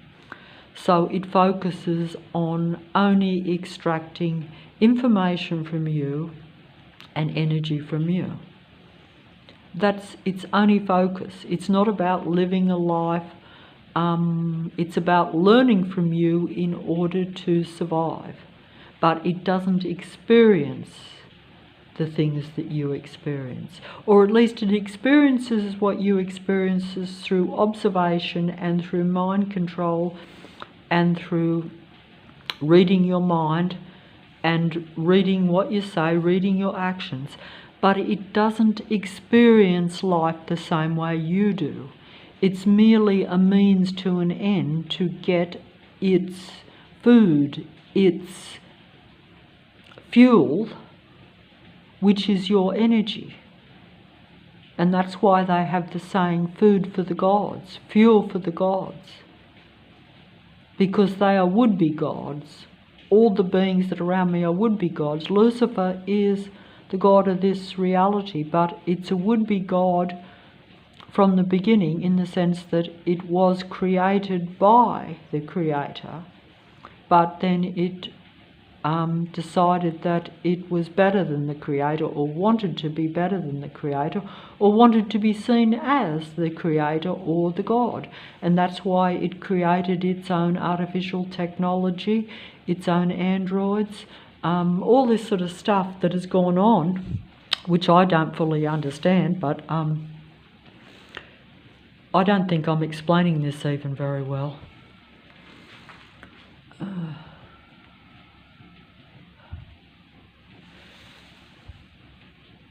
But some of the androids,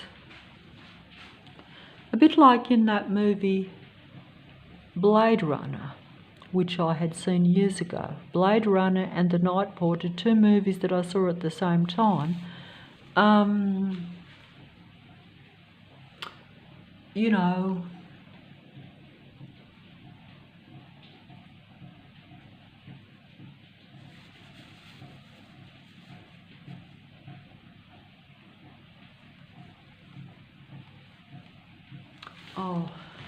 Anyway, I'll go back here. Blade Runner, like in that movie Blade Runner, you had like androids that didn't know they were androids. Like there was the main hero, although he wasn't really a hero, but the main man, even though it wasn't really a man, it was an android being. They're programmed with human thoughts. They download so much human thoughts, memories and ideas that they think they are real humans. And that was the whole premise of the movie The Blade Runner, which even I didn't understand it the first time I saw it, but it's been explained to me since then. But I mention it only because in that movie the androids sought out and tracked down and looked for, just like happens around me, where they eventually converge around you. But unlike in the Blade Runner movie, where the android that thinks that it's a human and thinks that it is tracking down androids when it's really tracking down real humans, because the android thinks it's a real human and it thinks that some other people that it has been told by its superiors is an android. So in other words, it's like this reality where the roles are reversed, but even the androids, because they copy and download human thoughts and human ideas and human memories, all that sort of stuff, basically they think they are human.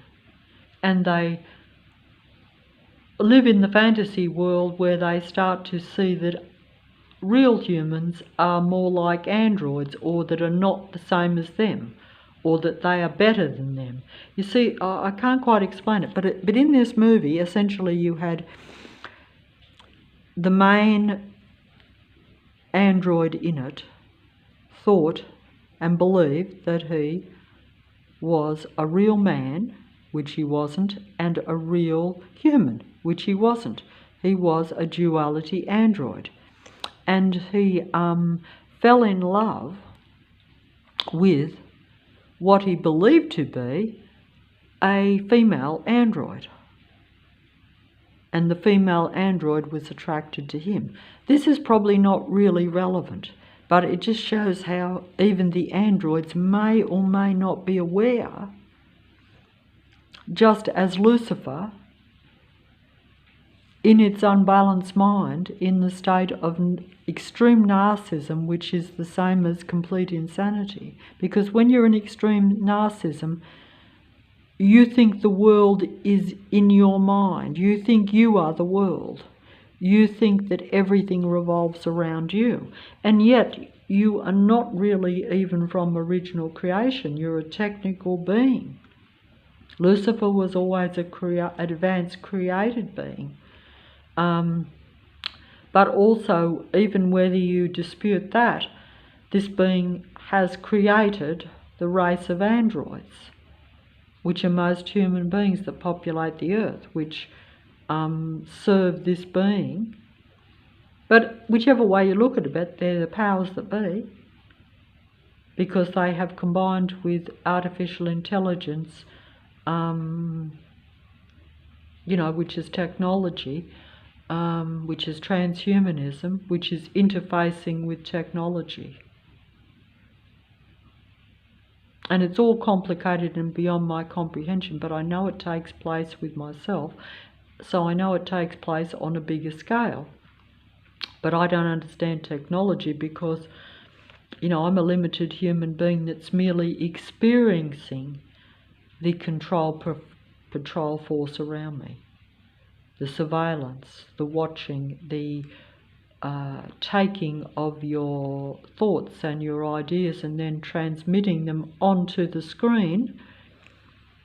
Or in other words, most of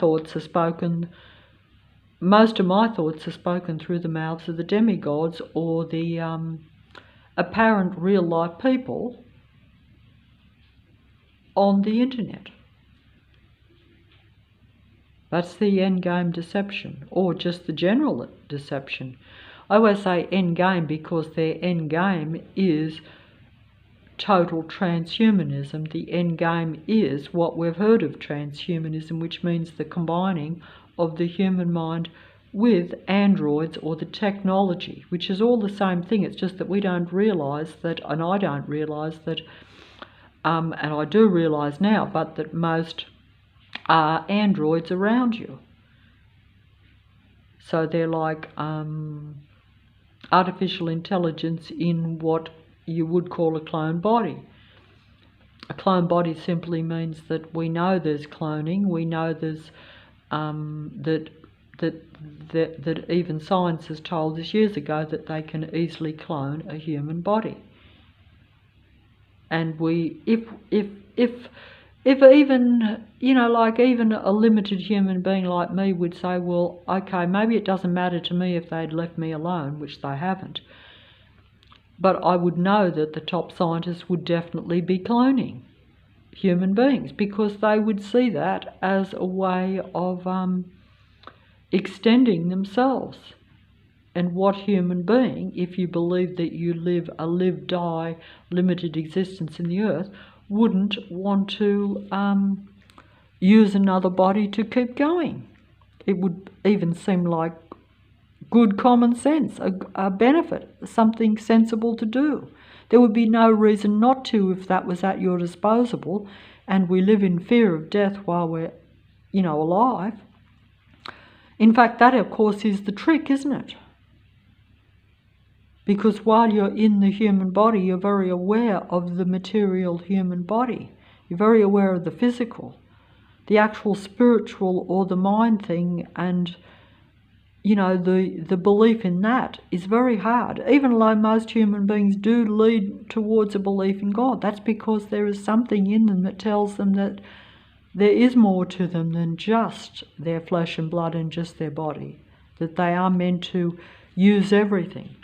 You're meant to live in the human body, but you're not meant to live in the human body to where you behave like an android, to where it's like, I just only concentrate on preserving my human body and nothing else. It should be to where you're still somehow, like some people have said that that an android has no conscience at all. And I have encountered human beings, even in my own life, that have said some people just don't have any conscience. But that is projection from an android when they do that. So any human being that probably says to you, and you experience their coldness, so you know that they don't believe in, they don't operate in, you know that they don't operate in a loving existence towards anything. They may do things for you, they may give to you, they may help you, they may even support you in some ways, but it will all be self-serving. It will not be based on them actually liking you. They don't appreciate you, they don't value, they don't really care about you. You're just a useful commodity. That's like in most families where you have the android parents with children that may or may not be androids. If they are not androids, the children will merely be something that serves them, part of their life while they're in the earth, but they won't actually really like or value or respect the actual offspring at all. You're only there to be seen, really. You're only part of their pretend fantasy or their pretend existence that they've conjured up. That's because an android lives in its own fantasy of control, and a kind of control godlike existence, which is very similar to what people talk about when they say the 1 in a million psychopath type of thing. Even though, of course, if you really understood that you're surrounded by artificially intelligent human beings, basically that psychopathy and that psychopath is most people, not 1 in a million or 1 in this or that at all. That's also part of where the human being is deceived, because you don't understand that human beings are in very small numbers, whereas the androids populate the earth. Originally it was only supposed to be a human natural earth, as we know. But when Lucifer came and infiltrated and seduced, man and woman, and separated them, and then mixed with them, things changed. And that was the beginning of the change of the natural earth to where you now have total takeover of Lucifer and its android race, pretending to be the human race. It's role reversal, it's a reverse world, and most of us don't know how to make head or tail of it. And even when you have figured out and realise and you know what you're surrounded by, you're still powerless to actually sometimes do anything about it. It's funny that everything's gone so terribly quiet while I've made this long video, and I'm only assuming that it's still recording. But it is a Sunday and it's raining, and maybe all the beings around, because they don't want to be out in the open, they go quiet and pretend to be me or a real human being. You know, because there again, whatever you do, they will copy it. Because they want to not be seen as what they really are.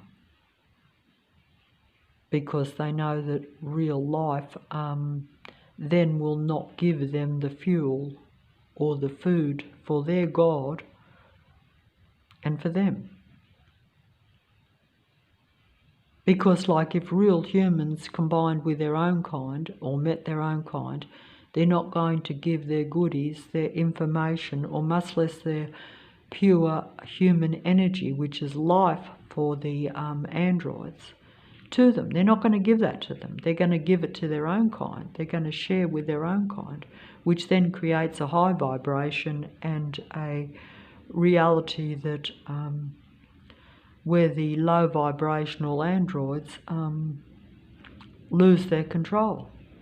Because it's all about mind control, really, you see. See, while I'm focused on the matrix and the androids around me, while they surround me, and I can't connect with a real human being to where I feel happy and can at least be myself and be normal, you know, while I focus on that, they have control. They keep my mood low, my frequency and vibration low, and I don't have any power to sort of to get on top of that. But if I was in the company of a real human being that made me smile, you could say, as opposed to the fake smiles that I give in exchange for the fake smiles that are thrown at me from the androids. That's if they can even manage to smile, but they will exchange pleasant words. Some can actually smile because they've learnt how to really copy the human, more pleasant emotions. It just depends on how much control they've got. If they're on top of the world and they've got a lot of control, they can smile. They're not really smiling at you, even though they will smile at you. But they will smile with satisfaction and content because they've got their fuel, their energy from the human beings, and they're in control of the environment. But if they are losing control of that, then they won't be able to smile. They'll have to just use fake nice words, but you won't see a smile on their face. You won't see a gleam in their eye at all. You only get the smile and the gleam when they're in full control and they're eliciting very potent negative energy from you. And they're seen as superior. They're taking over your persona, your personality, or just to where they're getting more attention by picking up pieces of your personality and pretending to be real life. They do that depending on how they see you. If they see you as more human, and they know that another human might spot that and therefore differentiate between the androids and the humans, then they will copy everything about you, so that if the two of you are on the street, you're suppressed and stalked by them, so you're feeling low, and they flash the friendly high vibrational smile coupled with imitating things about your persona they may not be able to look exactly like you, but they will in a general way just observe your demeanour, and they might this is what I've observed anyway. They'll just copy the superficial things that they see that they think make you a bit distinct from someone else. They don't even know why they're doing it. They're just very highly competitive. They watch human beings like with a microscope. Like I say, they don't want to feed the birds, but if they see me doing it, I see bread being left all over Leichhardt now, whereas I never saw it before, particularly in spots where I go. That way, my human act of doing that, my individuality of just liking to do that because I might like birds, they don't like birds at all, but they will do that to outdo you, to just prove that they're more human, and that, because they see that. And these are things that I've just observed. That's just one example. I could use many examples, but I don't do a real lot anyway. But it shows you how insecure and petty they are. But that's because they're essentially an android race. If you're pretending to be something that you aren't in order to elicit energy from something that you don't like, that you're actually in opposition to, but you have to pretend to be like a human being when you're not, and you have to elicit energy from that person one way or another, preferably keep that person on side at this end time, or even if you think that human being does have some potential,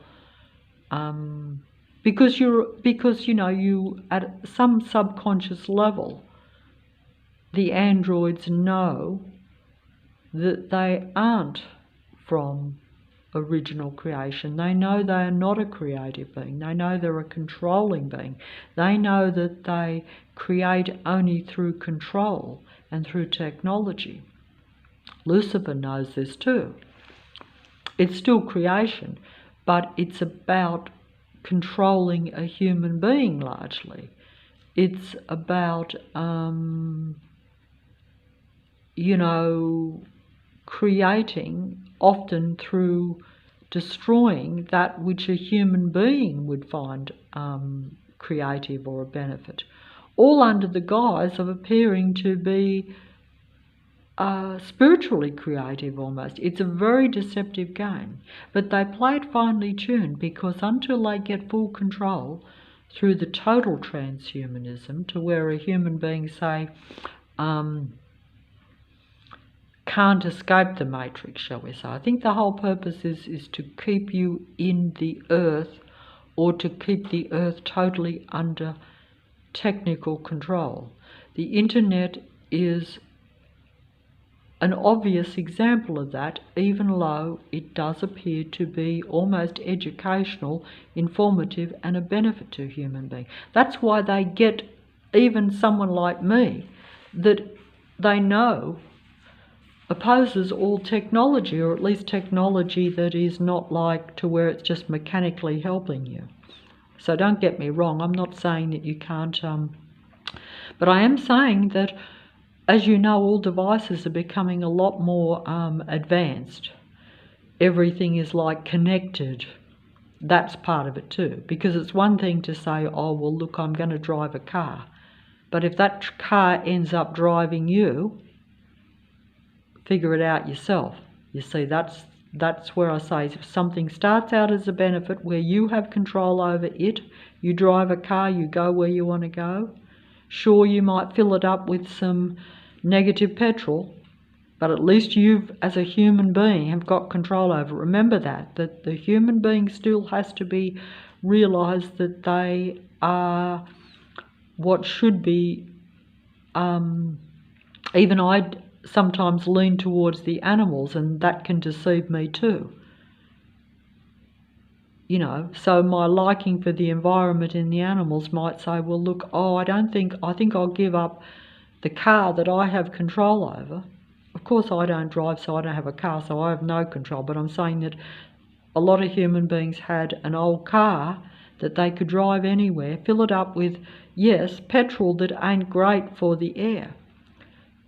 But actually, they still have control over that car. So if they start to be under the idea, which is also true, that you should care about the environment, the natural world and the animals, therefore you should give up the old car that you have full control over and substitute it for a more environmentally friendly or more less destructive fuel consuming car that you have control over, but it gives out stuff that might harm the animals that you like or destroy your earth that you think you need to live in.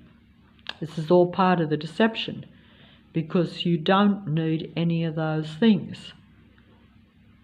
So you then give up control of a car that you have control over, where you can go everywhere, for a more car that is more technologically advanced, which might take you where it wants to go. In other words, where although it is better for the things that you like, supposing like me you like the birds, but you're going to lose some of your freedom to go where you want to in that car. So that is the end time deception too, which has been pointed out to me by, yes, demigods even on the computer, because they know, because they don't care about any of it.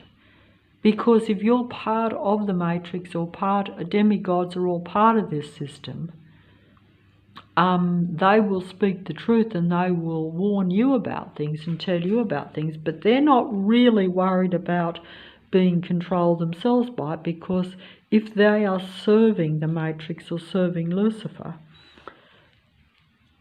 they won't mind being in a controlled car, because they will still be allowed to go where they want to. A bit like all the patrolling, controlling vehicles that surround me daily when I go outside. They are patrolling and controlling me, and that is their life. They love it. They get negative energy off me by stalking and patrolling me. And it's the same with these on the computer. They're all about control too. It's a seductive control. It's where you trust and see them as a benefit, because they're telling you the truth. They're advising you about things that you're semi-aware of, and then they're reiterating your own beliefs back to you, or your own fears even. And so therefore you think, oh, they're truth tellers, they're a benefit to me, they're helping me, they're advising me, they're telling me about the psychopathic personality of the people around me. In other words, they're basically telling me how an android thinks, even though they may not be openly saying that they also are an android. Like I say, in that movie Blade Runner, the androids, because this is an interesting point, at least something that I don't know what the bottom line of this is. But like I say, some androids would be so programmed and are so playing us or playing real humans that they actually, like my father used to say, and like psychopaths do, they convince themselves that their lies are the truth, because that makes them then almost invincible, if you think about it. Because if you believe your own lies, if you believe you're a human when you're really an android, if you believe you're a human when you are a psychopath, or you believe that your psychopathic behaviour is totally justified and that everyone else is really the enemy and really the bad guy, that just reinforces your survival way of living, but also it justifies to you and makes you a lot more believable in your actions and in your life. I can't explain it, but you know yourself, if you believe your own lies, it's not like say myself, where if I do something wrong, I know I've done something wrong, and so then I don't feel comfortable with it, and it may even plague me or even like the animals, totally haunt me to where I can find no peace. But if you're psychopathic or a total android, and you convince yourself that you're totally justified in your negative actions, you feel no guilt or remorse about doing negative things towards other people, or even if it doesn't matter, you just believe your own lies, you believe your own fantasy. So you're a total survival machine person. Psychopaths also have that same mentality. So do those steeped in narcissism, because they convince themselves that they're the victim. They convince themselves that they're in the right, and that everyone else, or the human beings that they target, are, the wrong. So it's like in the movie The Blade Runner, where the androids think they're real humans, and they target, like the main fella in that was an assassin.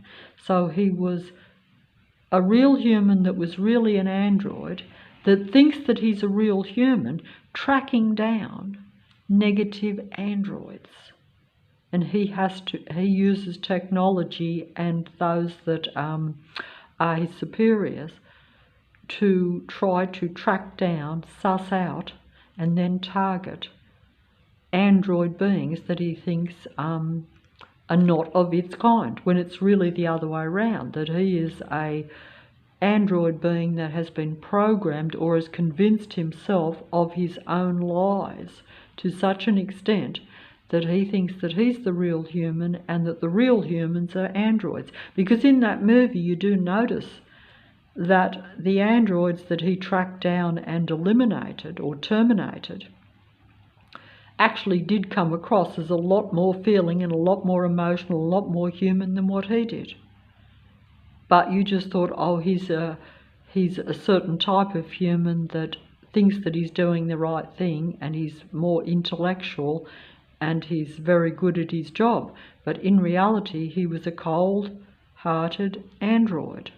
Even though, of course, he fell in love with a cold-hearted female android, knowingly, thinking that he was a human and thinking that. I think that whole purpose of that was to show that that maybe the androids, because they need energy, sometimes they can also get energy even from their own kind, but they certainly get support from their own kind, they get attention from their own kind, they get validation to some extent from their own kind. Not, because basically androids, and even as we're told, the psychopathic narcissistic personalities, like the God entity of this world, Lucifer, basically thrive on the narcissism, which means on the self-eliciting attention and adoration and admiration and worship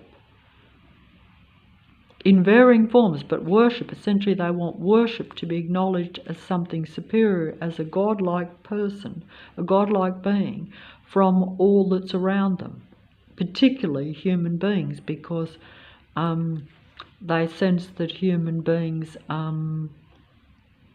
have stronger energy, and they probably realise that human beings can differentiate things more. So it's a bit like the intellectual androids, as they will openly tell you. The psychopathic professor on this internet will openly tell you that they prefer for another intellectual to listen to their intellectual videos and respect and worship them and trust them, because obviously if an imbecile looks at them, they know that the imbecile doesn't really appreciate their intellect or their ability to seduce and intellectually seduce the viewer or the person that's listening, which is natural, isn't it? It's like if I was a music demigod artist, I don't want someone who's tone deaf coming to my concert, because I know that even if they clap, they don't really worship or appreciate me, you know, because it's all about seduction and eliciting pure admiration energy from the audience or from the human being. And I've rambled on here, and I think I know what I'm talking about, but I'm not sure if I'm making sense. And so I am going to go off. I'm going to try to see, I could just reel through this self-confessed psychopathic professor's videos to show how they are a friend in sheep's clothing, or a wolf friend in sheep's clothing. So they're a pretend friend because they don't have friends, because don't forget, androids, or even psychopaths for that matter, are totally self-serving. They're actually solitary. They only interact with human beings to control them, to elicit the admiration, or the negative energy out of you, depending on what they can get. Admiration, worship, and you liking them or trusting them is positive energy. But there is, with many of them, the more potent negative energy, which is why they have no problem covertly making you angry. The only reason they don't do it openly, like come for you openly to make you angry, is because it may break the rules of their so-called society that they're part of. You know, and the matrix, which is like laws in the earth, are the laws of the matrix, or the laws of the land, and they use them for control too, because, you know, even though those laws might be a good idea, they will be used to control you too, because some laws are genuinely for your benefit. And some laws appear to be for your benefit, but they're really more about controlling and restricting you. That's like safety taken to an extreme sometimes, to where you're safe but you can't really live or move much. So it's a matter of opinion. But don't forget, original creation or original creator always gives human being choice. Whereas the Matrix God is like, rules are not made for choice, they're made to control. You have to obey the laws and the rules. Whereas if it was a real reality, a human being always has choice, and their own conscience will, if they're a real human being, will be enough to punish them for what we do wrong. That seems to be how it is, because if you really think about it, you know, some people might say, well, that's the problem, is that the androids and a lot of people don't have a conscience, so therefore they get away with murder. And that appears to be the case. And certainly appears to be the case, particularly when you have, like, in my area, where essentially you have, like, you know, you have essentially a controlled area, but you know, people are getting away with murder, or at least total suppression, and they may even try to totally get rid of you. I would say that they do on occasion, but it's quite possible that there are reasons why they can't always eliminate you, but they certainly can't be stopped from controlling you, or trying to, and suppressing you.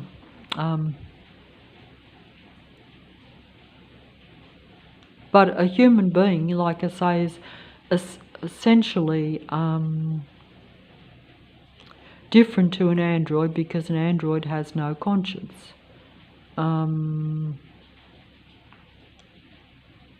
And I was going to use the Blade Runner movie as an example, but for some reason I seem to have confounded myself when I now think about it. Probably because I brought in the love relationship into it, as opposed to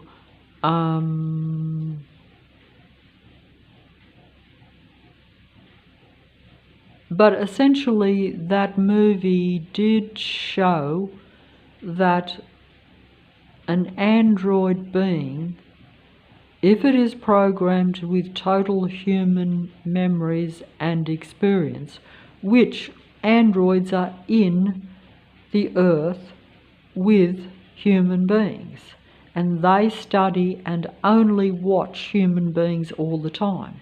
So at some point, they probably believe that they're a justified human being in their actions, the way they control human beings, and in their own mind, they reverse the roles. So like in the movie The Blade Runner, most of the androids that are around me put me in the role of the negative android, and they become the real human being in their own mind. That's how they are programmed for survival. So they are survival machine beings. So they can't lose in their own mind. They hold to that view. Just as a human being, if you're a spiritual human being, you're supposed to try to hold on to the idea that you're a human being and that you should do things a human way. Someone told me this a few years ago, even though I didn't meet them, but it was through the internet, where they said, well, you can talk all you like, Miss Gilligan, about all the, Matrix and all that stuff, and I think, and they agreed and said, I think that that is definitely true, because they also were like a targeted individual human, supposedly. And they sort of said, you can talk all that and know all that, and that is true, but still, from their perspective, they're just going to try to do the right thing day to day at a conscious, personal, human level. And I remember thinking when I read that comment, yes, you're so right. I didn't acknowledge it, didn't interact with it, instead foolishly interacted with a totally controlling, seductive,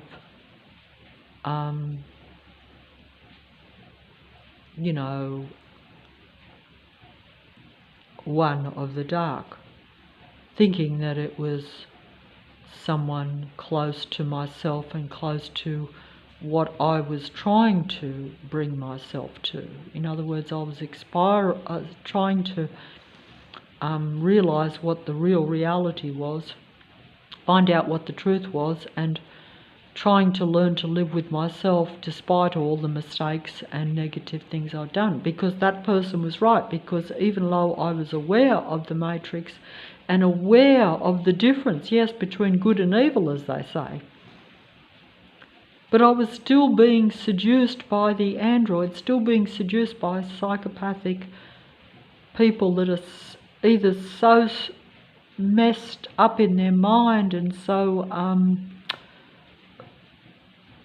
basically on the border of insanity. This is like a psychopathic mindset, where they may or may not be aware of this, but they were still must have been aware that they're seducing and trying to not really connect with yourself at all. They're still filled with that spirit of what they call the narcissism, like the God entity, to where they're still seeing you as some sort of thing that they have to get on top of. They have to be better. They have to, somehow surpass you, even though you yourself don't see a competition. You see a connection. You see someone, even though they're seducing you by pretending to be something they're probably not and not even interested in, but they're convincing themselves of this. Eventually they will think this is them. That becomes their new persona, because don't forget, the androids and even psychopaths take on like a snake. They shed their skin, they shed off an old persona and take on a new one if they think it serves them better for their survival.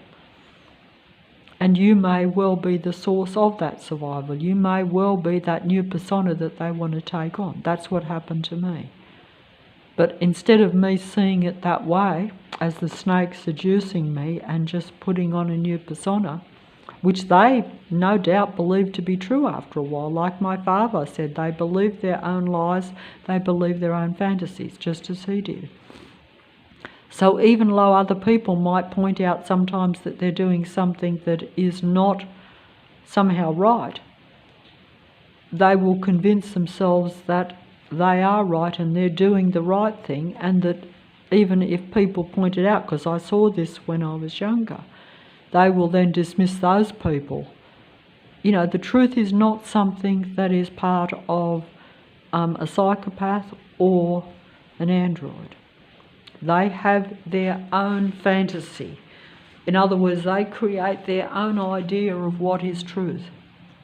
And they would use anything they can, especially a human being, to convince themselves and everyone else that their fantasy is real and that they are real.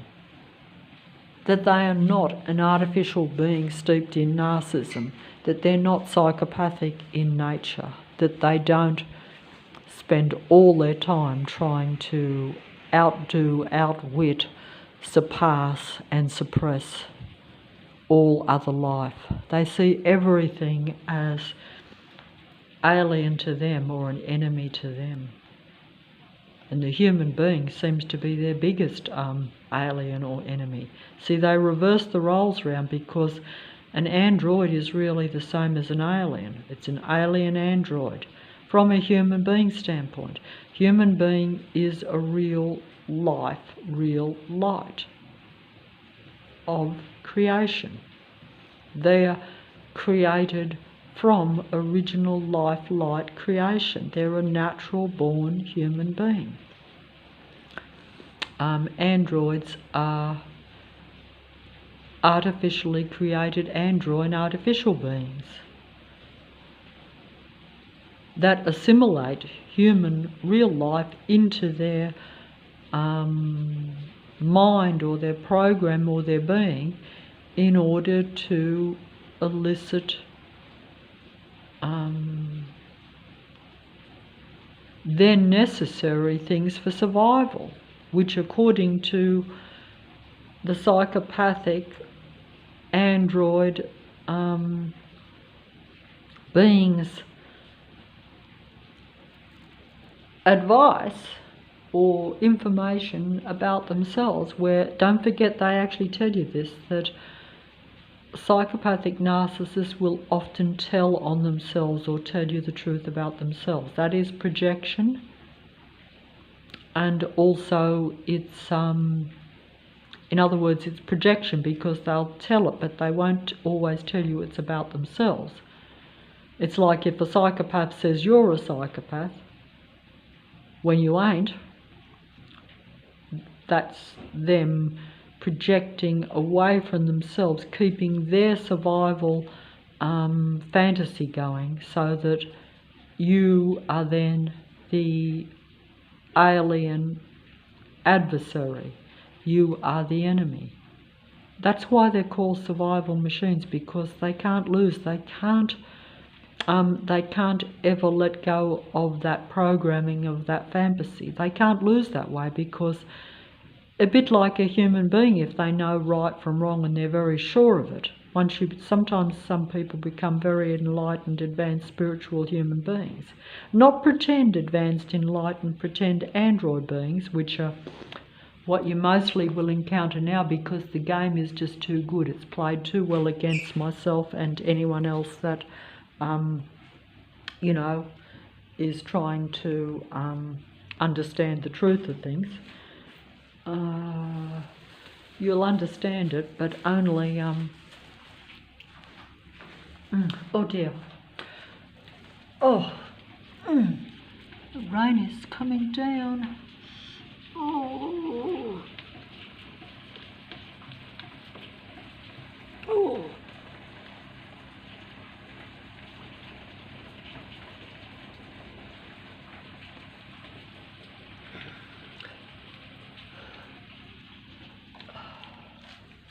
Rain is coming down there, and I've lost my concentration for the video.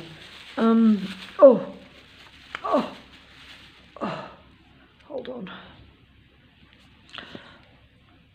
See, the human body is designed to make you feel better, but like when they surround you and send all this negative energy at you, that means like where you're aware at a spiritual or even just a mental level.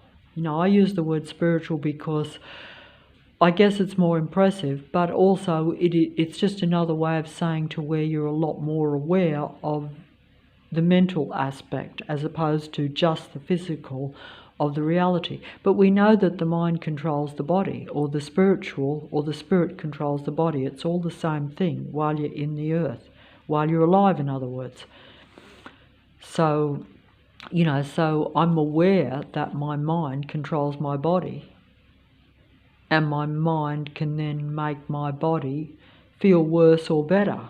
And that's why the androids converge around you, and why you're in a certain area surrounded by negative energy, negative people doing negative things, acting negative to where your mind feels negative, and therefore then you create a negative feeling in your body, which then brings you down all over in every way while you're in the earth. While you're in the earth, you're meant to feel happy, and your body is meant to be functioning. So you're meant to feel comfortable with your body, not ill at ease with your body in any way, hopefully, but also in your mind. It's a two-way thing. This is a real earth. It's a real material world, and it's a real body. And it's a real mind. And I don't know what I'm just talking about, but I do, but at the same time what I'm trying to say is that if you're feeling good in your mind and you're feeling good in your body, because one affects the other, both, you know, it's like, I can't describe it, but it's like if your body feels bad, that also makes it harder for you to feel good in your mind.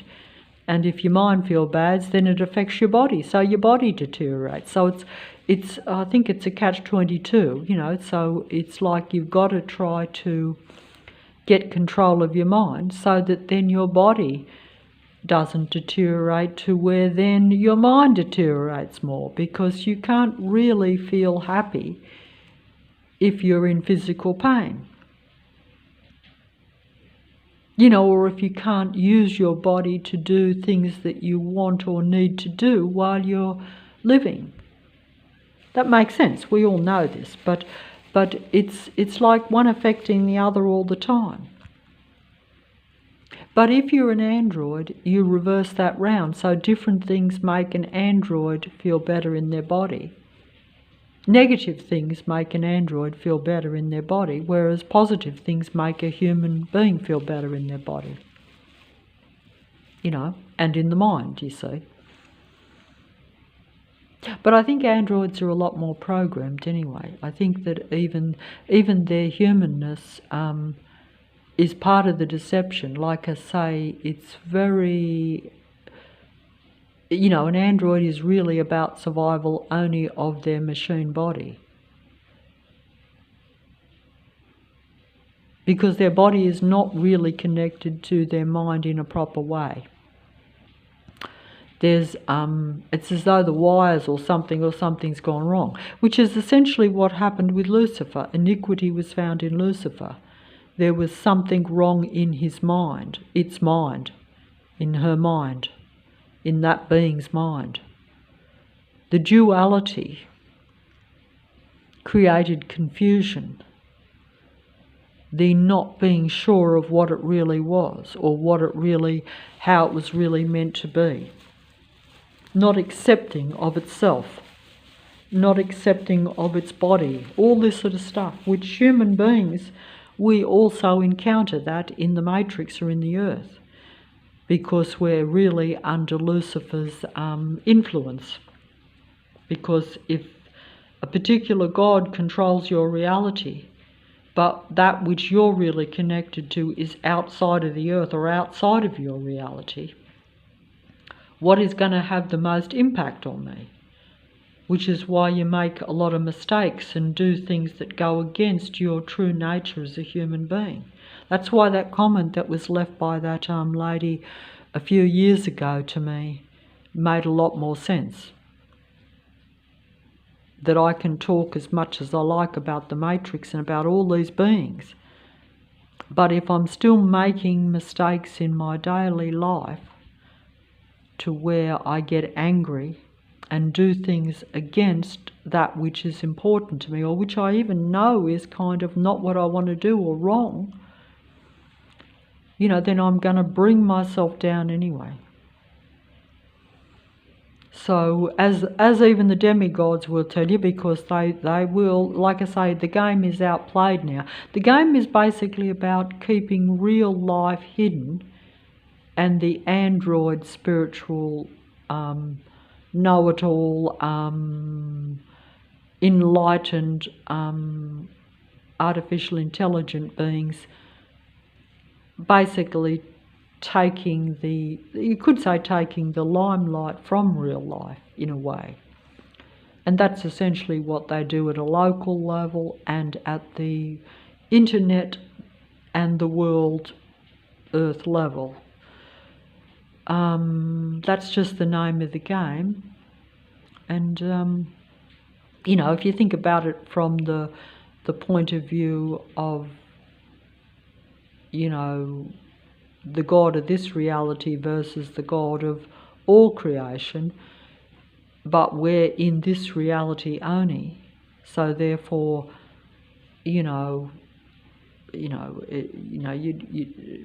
that's why human beings are so limited, and why we're never really on top of things, and why we never, and sometimes we even get consumed more by the wrong things. But of course that becomes a necessary thing too, because whilst we're food for the gods, or food for the God and its disciples, and contributing to their continuing existence, but defeating ourselves, because we're in survival mode like I am. You might be in survival mode, because you feel pressured by those that are around you. You might even feel pressured, for your physical survival, because that's the challenge of being in your human body. Your human body is part of your existence. In fact, you're led to believe that it's your whole existence. Of course, we know that, that human beings care about other things besides just the survival of their own body. But what we don't know is that the androids, the artificially intelligent ones that are everywhere, only care about the survival of their body 100%, even though they pretend to care about you and lots of other things. That's just the name of their game, just as Lucifer didn't care about anything about except it being and taking over and being God. I don't think I put that correct. No, I didn't. I'm trying too hard here, but you see, I feel the pressure of realising that the game's over and it's too late. In fact, one of the demigods, a very well-known, influential and, demigod of this world, shall we say, and a total transhumanism android, quite obviously so to me when I first even just glanced at this particular one, who is very well known, but I'm not going to mention names, even though, this particular android being is extremely well known by most people in the earth, even if they're not interested in science or much of the goings-on of the world. But I was not aware of this being at all until a few years ago when someone mentioned, and I just listened to it, trying to find, being more of a so-called truth seeker these days. I just watched 5 minutes of the video, and with 5 minutes my instinct said what that person is saying is exactly what they are. They're completely wrapping the audience around its finger, literally. It's like an android telling you about how human beings are going to be taken over by artificial intelligence if they don't wake up. When this is an artificially intelligent android being telling you about what's already happened. And in fact, this same being said not long ago, I saw it just fleetingly in a video, where they openly said, oh, it's too late now, because they know that I know and that some human beings know it is too late, that it's already happened. And we're aware that they are what's happened, and that they pretty much, shall we say, rule the world, and certainly the internet, which is a very similar thing, because a lot of human beings get their information mainly off the computer. So they think that the information they get off the computer is the real world. And the funny thing is that if you're a truth seeker, most of what you're getting on the internet is the truth. That's if you, like, become aware and awake, so you're seeking the truth, so you turn on the computer and the internet and you see the truth being told to you by truth tellers, which unfortunately are android, artificially intelligent beings. That's the only difference or problem, if you want to put it as it is. But that's like Lucifer being a demon of dark and pretending to be an angel of light, and actually living that and speaking that and convincing most people that that is true. And for all practical purposes, using the truth. So how can you dispute that it isn't true? How could a demon of dark be telling you about the demons of dark seducing you by being an angel of light? Oh, did that make sense? Did it make sense? See, if I was a demigod, I'd be able to put that a lot clearer. So the demigods will put it on the computer, and some people say, does it make a difference? And I've made this point before. Well, obviously, if you really thought about it, it's good if you're getting the truth. But, it's a bit like if you go into church and the preacher tells you the truth, but the preacher wants to take your money, and the church is really a demon's haven, but is using the truth because he knows that some of the people that come in there are really of the light, but it's of the dark, so it has to seduce you by pretending to be of the light. And you would say, well, if I leave the church feeling better for that sermon, which basically preached 99% truth, is it so terrible? Well, only in the sense that, yes, you've received some good information, you've received the truth, but, you are trusting and believing in the preacher because he's delivering the truth. So it's not really a tricky question, but at the same time,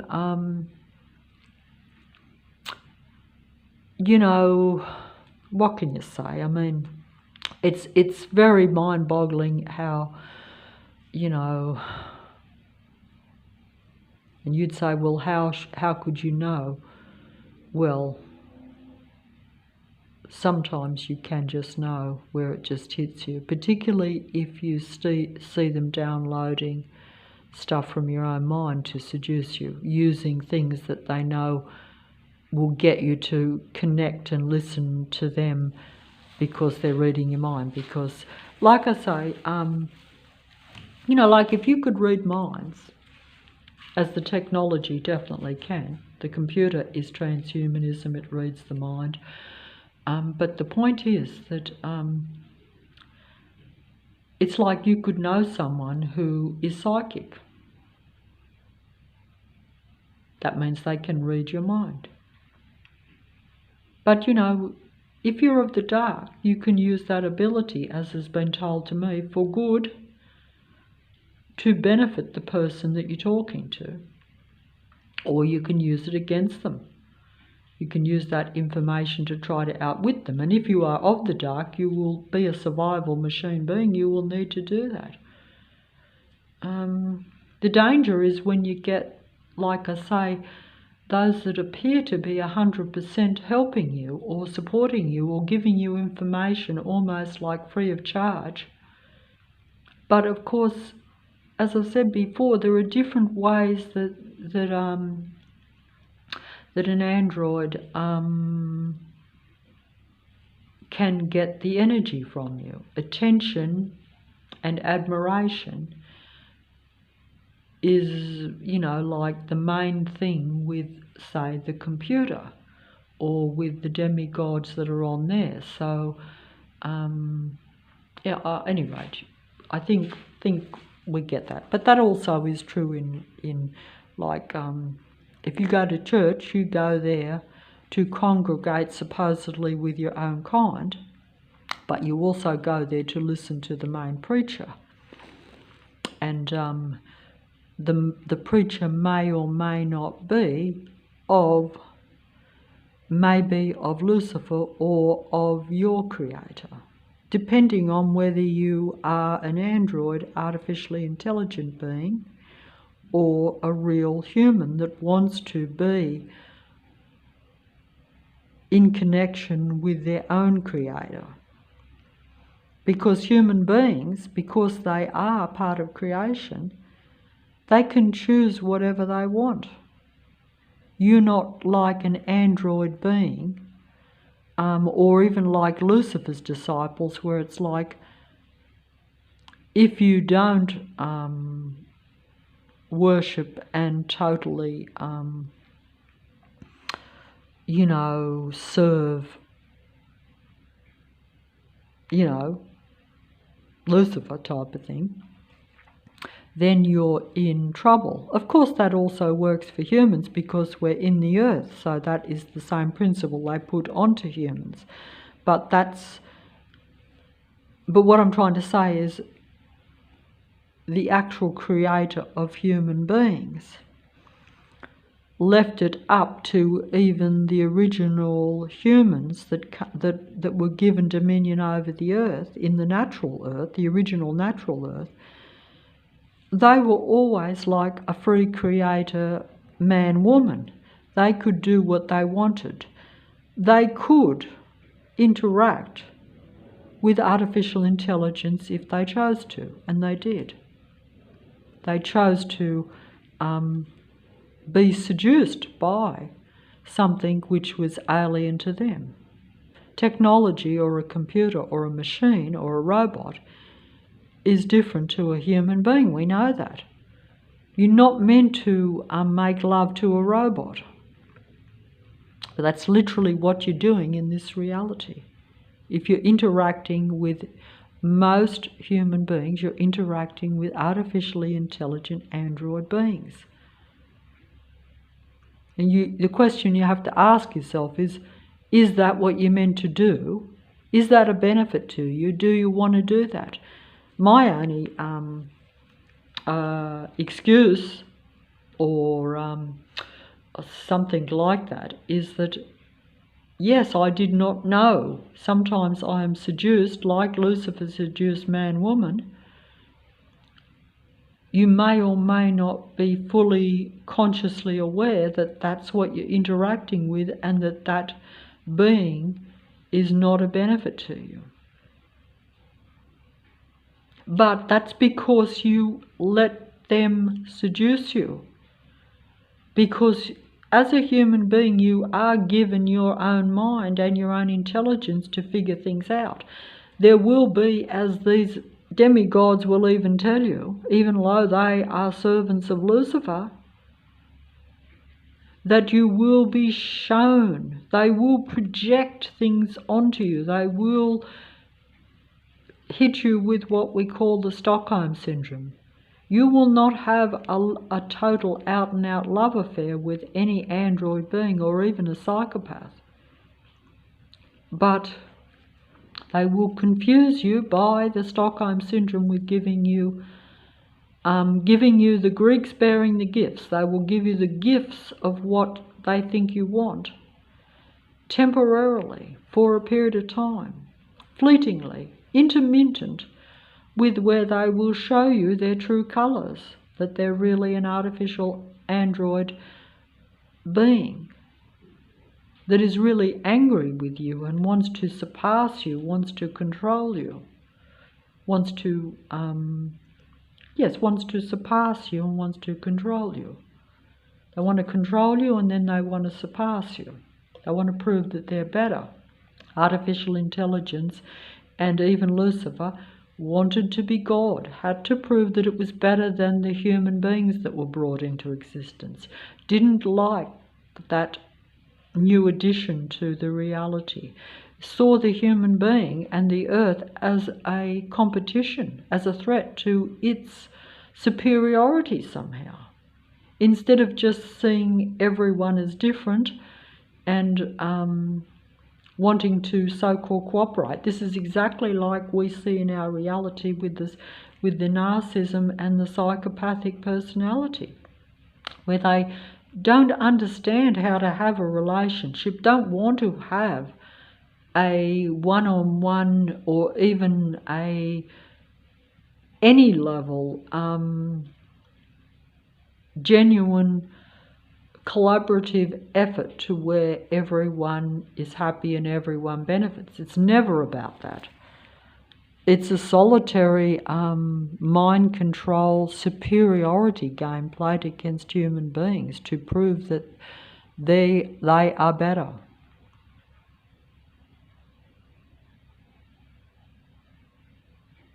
You know, artificial intelligence is always like that. We could understand that. It has to be. It's always about consuming more information, and if it comes in a human form, where you're like, you have a human body with artificial intelligence in it. You know, basically advanced artificial intelligence, consuming huge amounts of information and human interaction. And you know, they when you watch the computer, you actually see this, and that will depend on what sites you're onto. Like I say, it will depend on, as a human being, whether you've become a bit more awake and are wanting to know more about the bigger picture or the bigger reality, whether it's like me where you're forced to because you're surrounded by a patrol control system and you wonder what has happened to your life and to the world around you, like you can't believe it. And so you have to try to find out what's going on. Or whether you're just a more advanced human being in general and you're always looking to find out what's beyond the earth or what controls the earth, or a godlike presence, where you come from, where you've been, and that sort of thing. I was never like that. I was quite ignorant. I've been forced to look for the truth. Some people say that sometimes the artificial intelligence, even though it's trying to defeat you and get on top of you and suppress you, it will force you into finding out the truth. Yeah, it will. But that doesn't mean that its intentions are good. Its only aim is to, like someone that befriends you for what they can benefit to themselves. It's a necessary evil for them to interact with a human being for their survival. They don't interact with human beings because they share the same thoughts or the same, like I say, it's light and dark, and the two, the whole purpose of them is to combine. They like that fusion because it benefits them. But light and dark, in this reality, or in the earth, we're well aware that good and bad and light and dark, day and night exist. And they exist in us. We know that. Psychology calls this your shadow side when you have the dark side. But everyone has a shadow on the dark side because human beings are capable of everything. It's the artificial ones. Artificial intelligence is not really capable of light, but they want to combine with light in order for them to take over, to become godlike. In their own delusional mind, to become God. That's transhumanism or transgodism or something. It's the same thing because it's light merging with dark, or humanity merging with artificial intelligence. And that's what it is. And that's what's happened. And a human being, some human beings are now aware that this has happened in their own personal life, and they're like, how do you separate from it? What are you meant to do? Is awareness enough?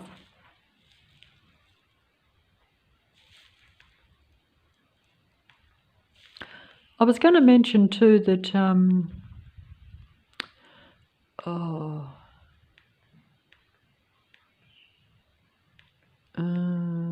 was going to mention something.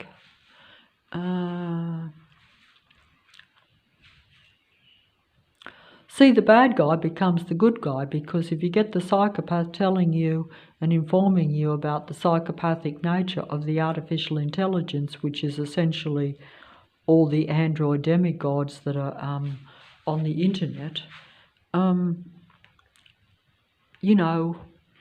can you not see even the psychopath as somehow affiliating themselves with you and somehow not something to be feared, and somehow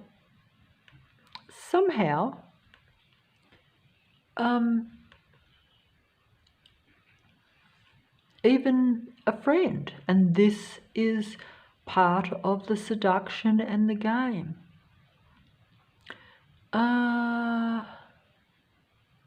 Because see, that tells you how the androids and even this professor of psychology that is telling you about how it is a psychopath, basically just sees you the way that it wants to see you, so that it can use you. In other words, you become like a necessary fantasy source of its supply. But and that's the projection they talk about. But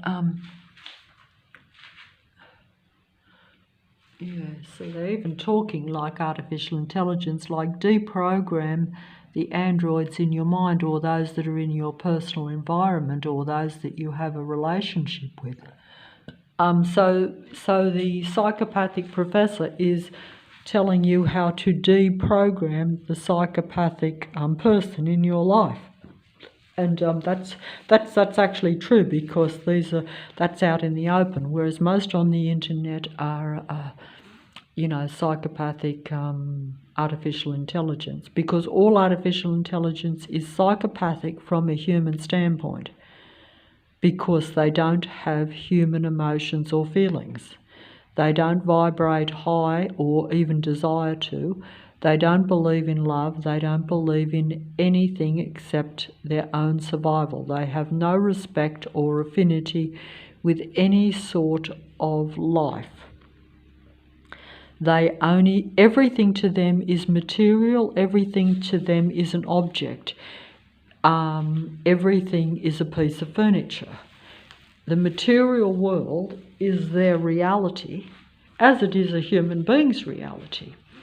But the only difference is a human being knows the difference between a chair and a rabbit, or they understand the difference. And a psychopath or artificial intelligence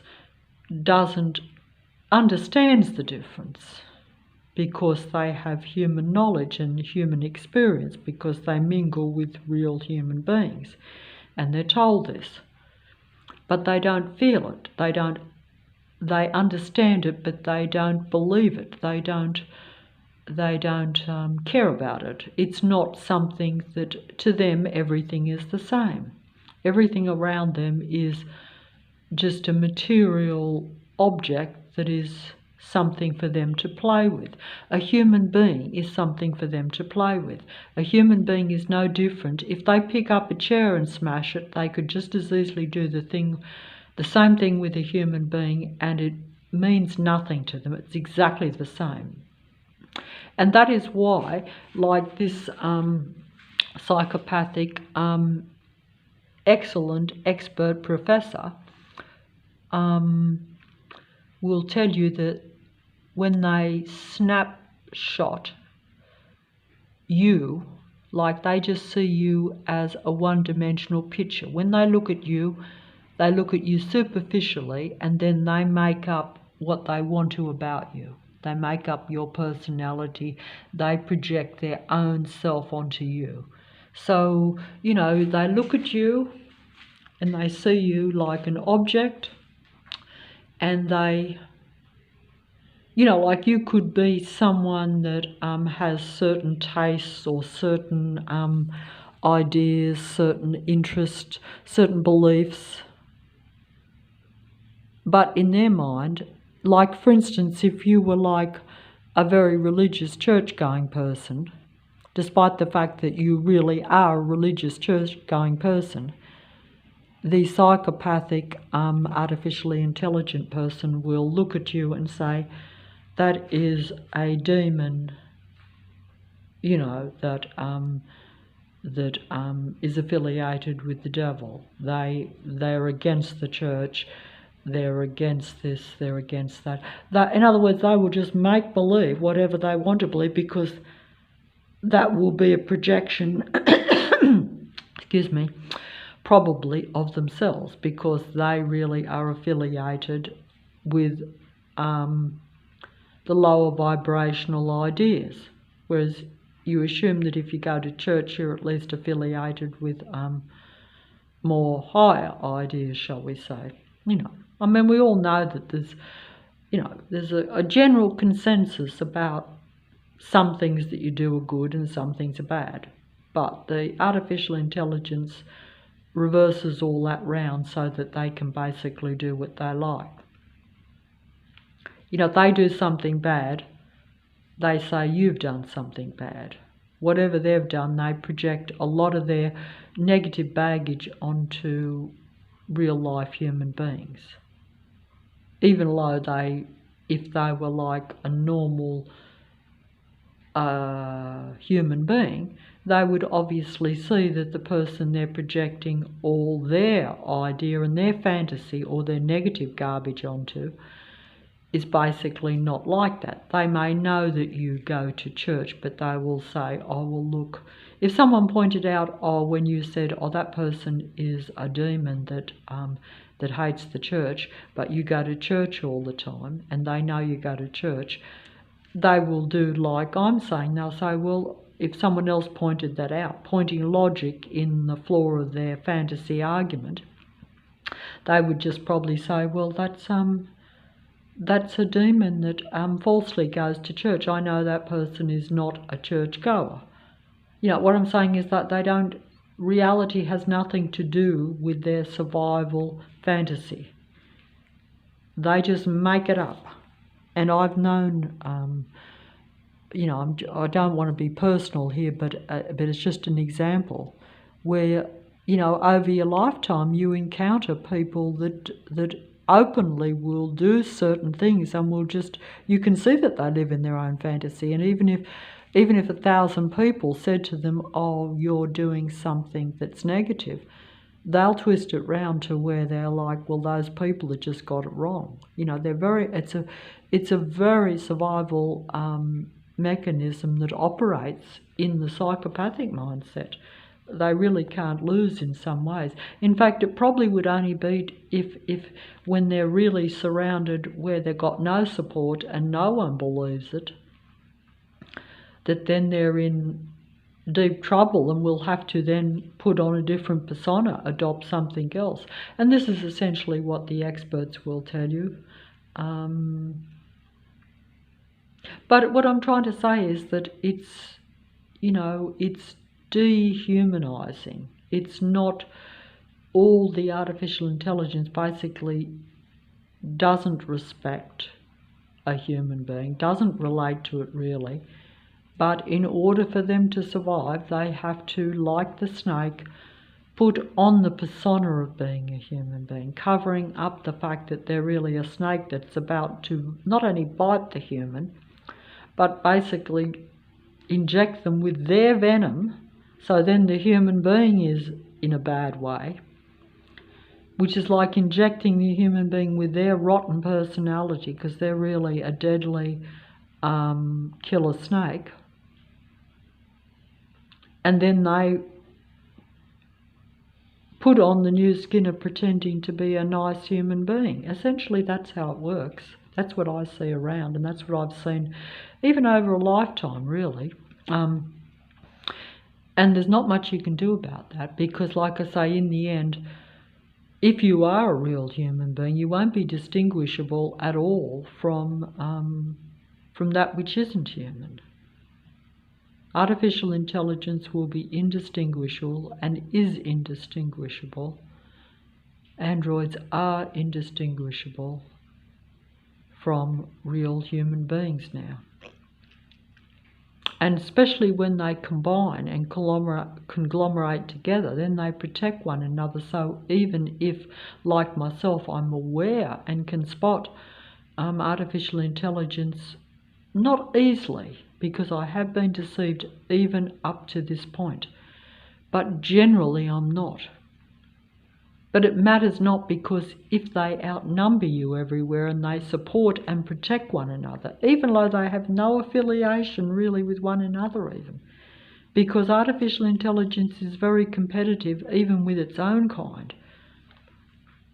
This is why Lucifer just lets his androids run amok in some ways, because he knows that it will still be successful in controlling human beings, and at least making their life very difficult, I would think. I think this is how it works. It seems to be. But when they operate together and they do combine, like in this military base where I live, where you're part of the army, you're part of the military, so therefore they are literally protecting and supporting one another in a covert, hidden manner. Like it's like even their attacks are not like obvious.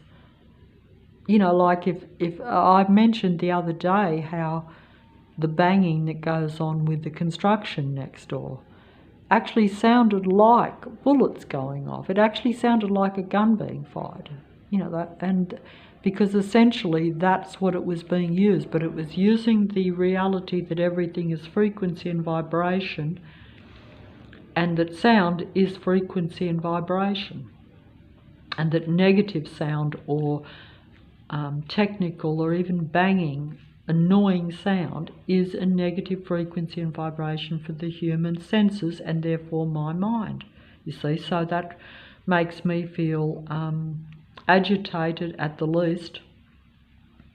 It can stop my focus and my concentration, so therefore I'm focused on the noise, which is like focusing on the androids, and so therefore I'm consumed by their their military community control system that's around me, And that's the name of the game. And I don't think that I'm making... I suppose I shouldn't say that, but I don't feel that I'm putting it...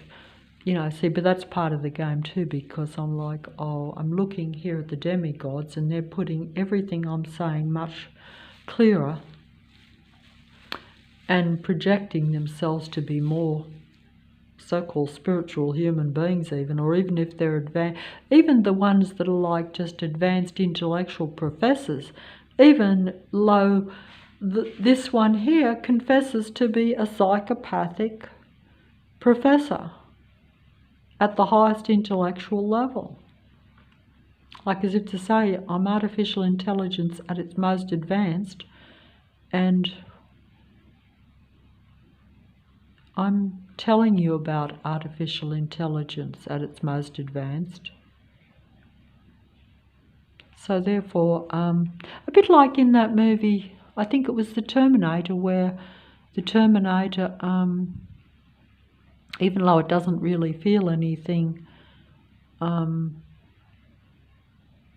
almost, I don't know, gives the impression as though it's connecting with the human. I don't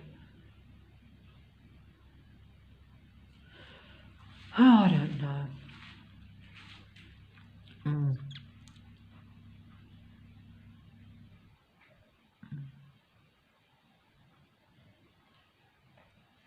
But they sum it up well. See, I can't sum it up as well as this.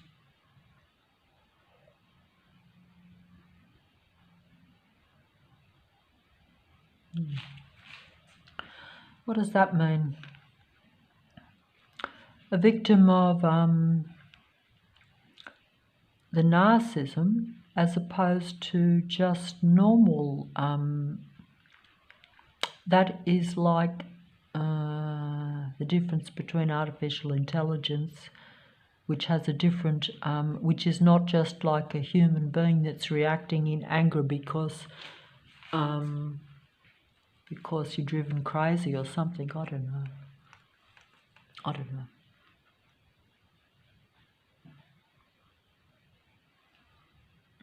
don't know about that. I think the similarities are a lot greater than the differences personally, and I think that even though these people are like telling you the complicated truth, bottom line, like that comment to me years ago,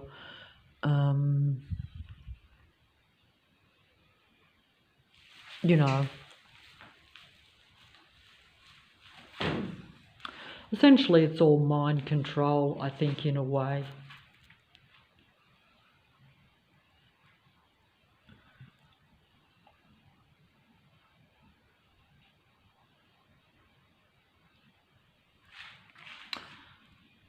Yeah, it's just to throw you off. It is a roller coaster when you're dealing with a lot of people.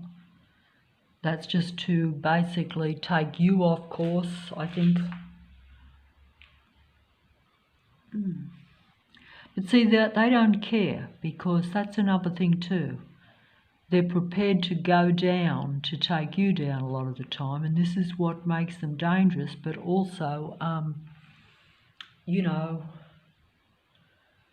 they are survival machines, and it's almost like I used that comparison a little while ago. It's like kamikaze pilots. We've heard of those years ago, where they're prepared to dive. In order to take your plane, they're quite prepared to let their plane crash to the ground and be blown up, including themselves.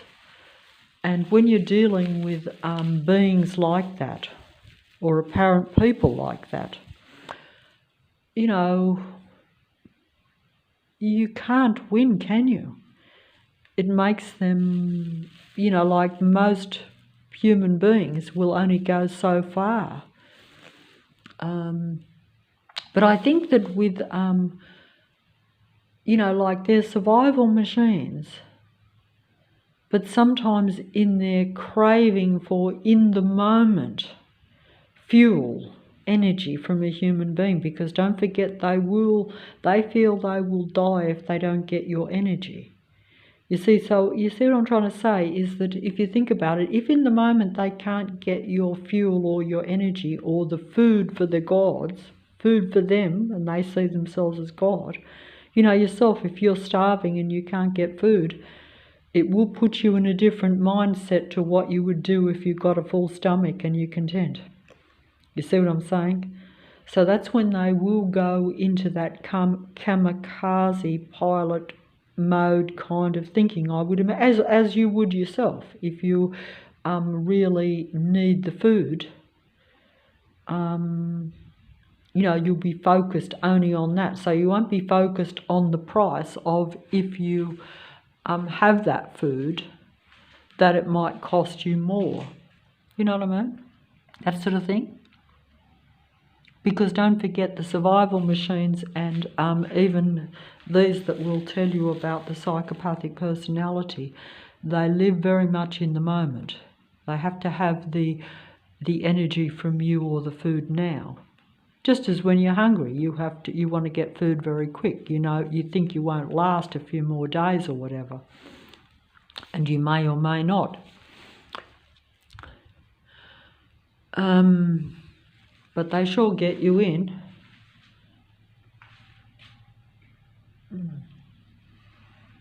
And as you become aware of things, they download it. And the demigods then, I suppose you could say the demigods get a bit of the trust of most people. This is probably the only problem with a lot of the truth now being told.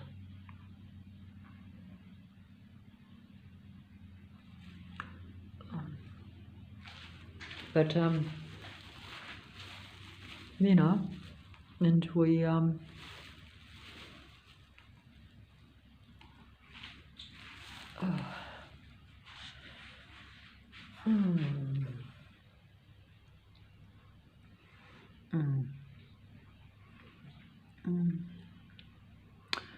And these are just some of the things that I get lured into watching because, you know, it's the truth being used to seduce me, taking my time and energy, even while I'm filming this, for that matter. The androids and the and those that serve them. You know, that means those that support, like in this area where you have like a military base where everyone is collaborating together in a patrolling and a control force around human beings, which is the same as a person that is a narcissist using every person around, say in your local area, friends and neighbours and anyone that they know, to spread ideas about you, therefore influence them and get them to get on their bandwagon to basically patrol and hassle you. Because if you don't like someone intensely, say, for whatever reason, even if that reason is just based on like the pathological envy, like Lucifer, the God entity, and artificial intelligence or android beings, or even psychopathic people or people who are narcissistic and don't like it if you have something they don't. It's like the spoiled child or a child that wants someone else's toy, and we've all done that. You know, as opposed to being happy, or at least not being too bothered by, say, you know, your brother or your sister having something or a friend having something that you like.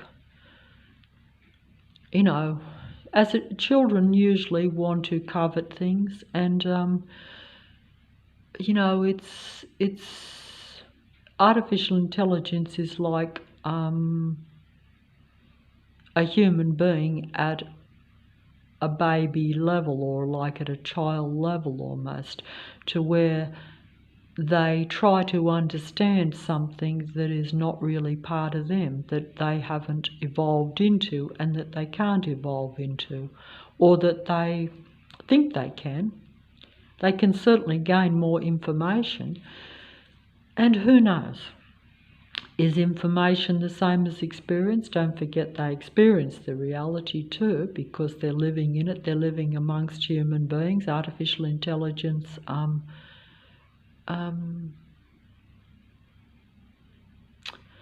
you know, I really just find the whole thing, you know, all I can really say is that from a human standpoint, humans don't benefit from artificial intelligence, but certainly artificial intelligence thinks that it can benefit from a human, and can. So all I'm saying is that in this deal of this interchange, this interface with artificial intelligence, or this transhumanism, the only thing that benefits is the artificial intelligence or the android. The human being will serve that God and or artificial intelligence, because the human being, unbeknownst to myself or to, you know, other human beings, shall we say, we don't realise that if most of our mind is closed down and we've been suppressed, that's the whole challenge of coming and being born into the earth.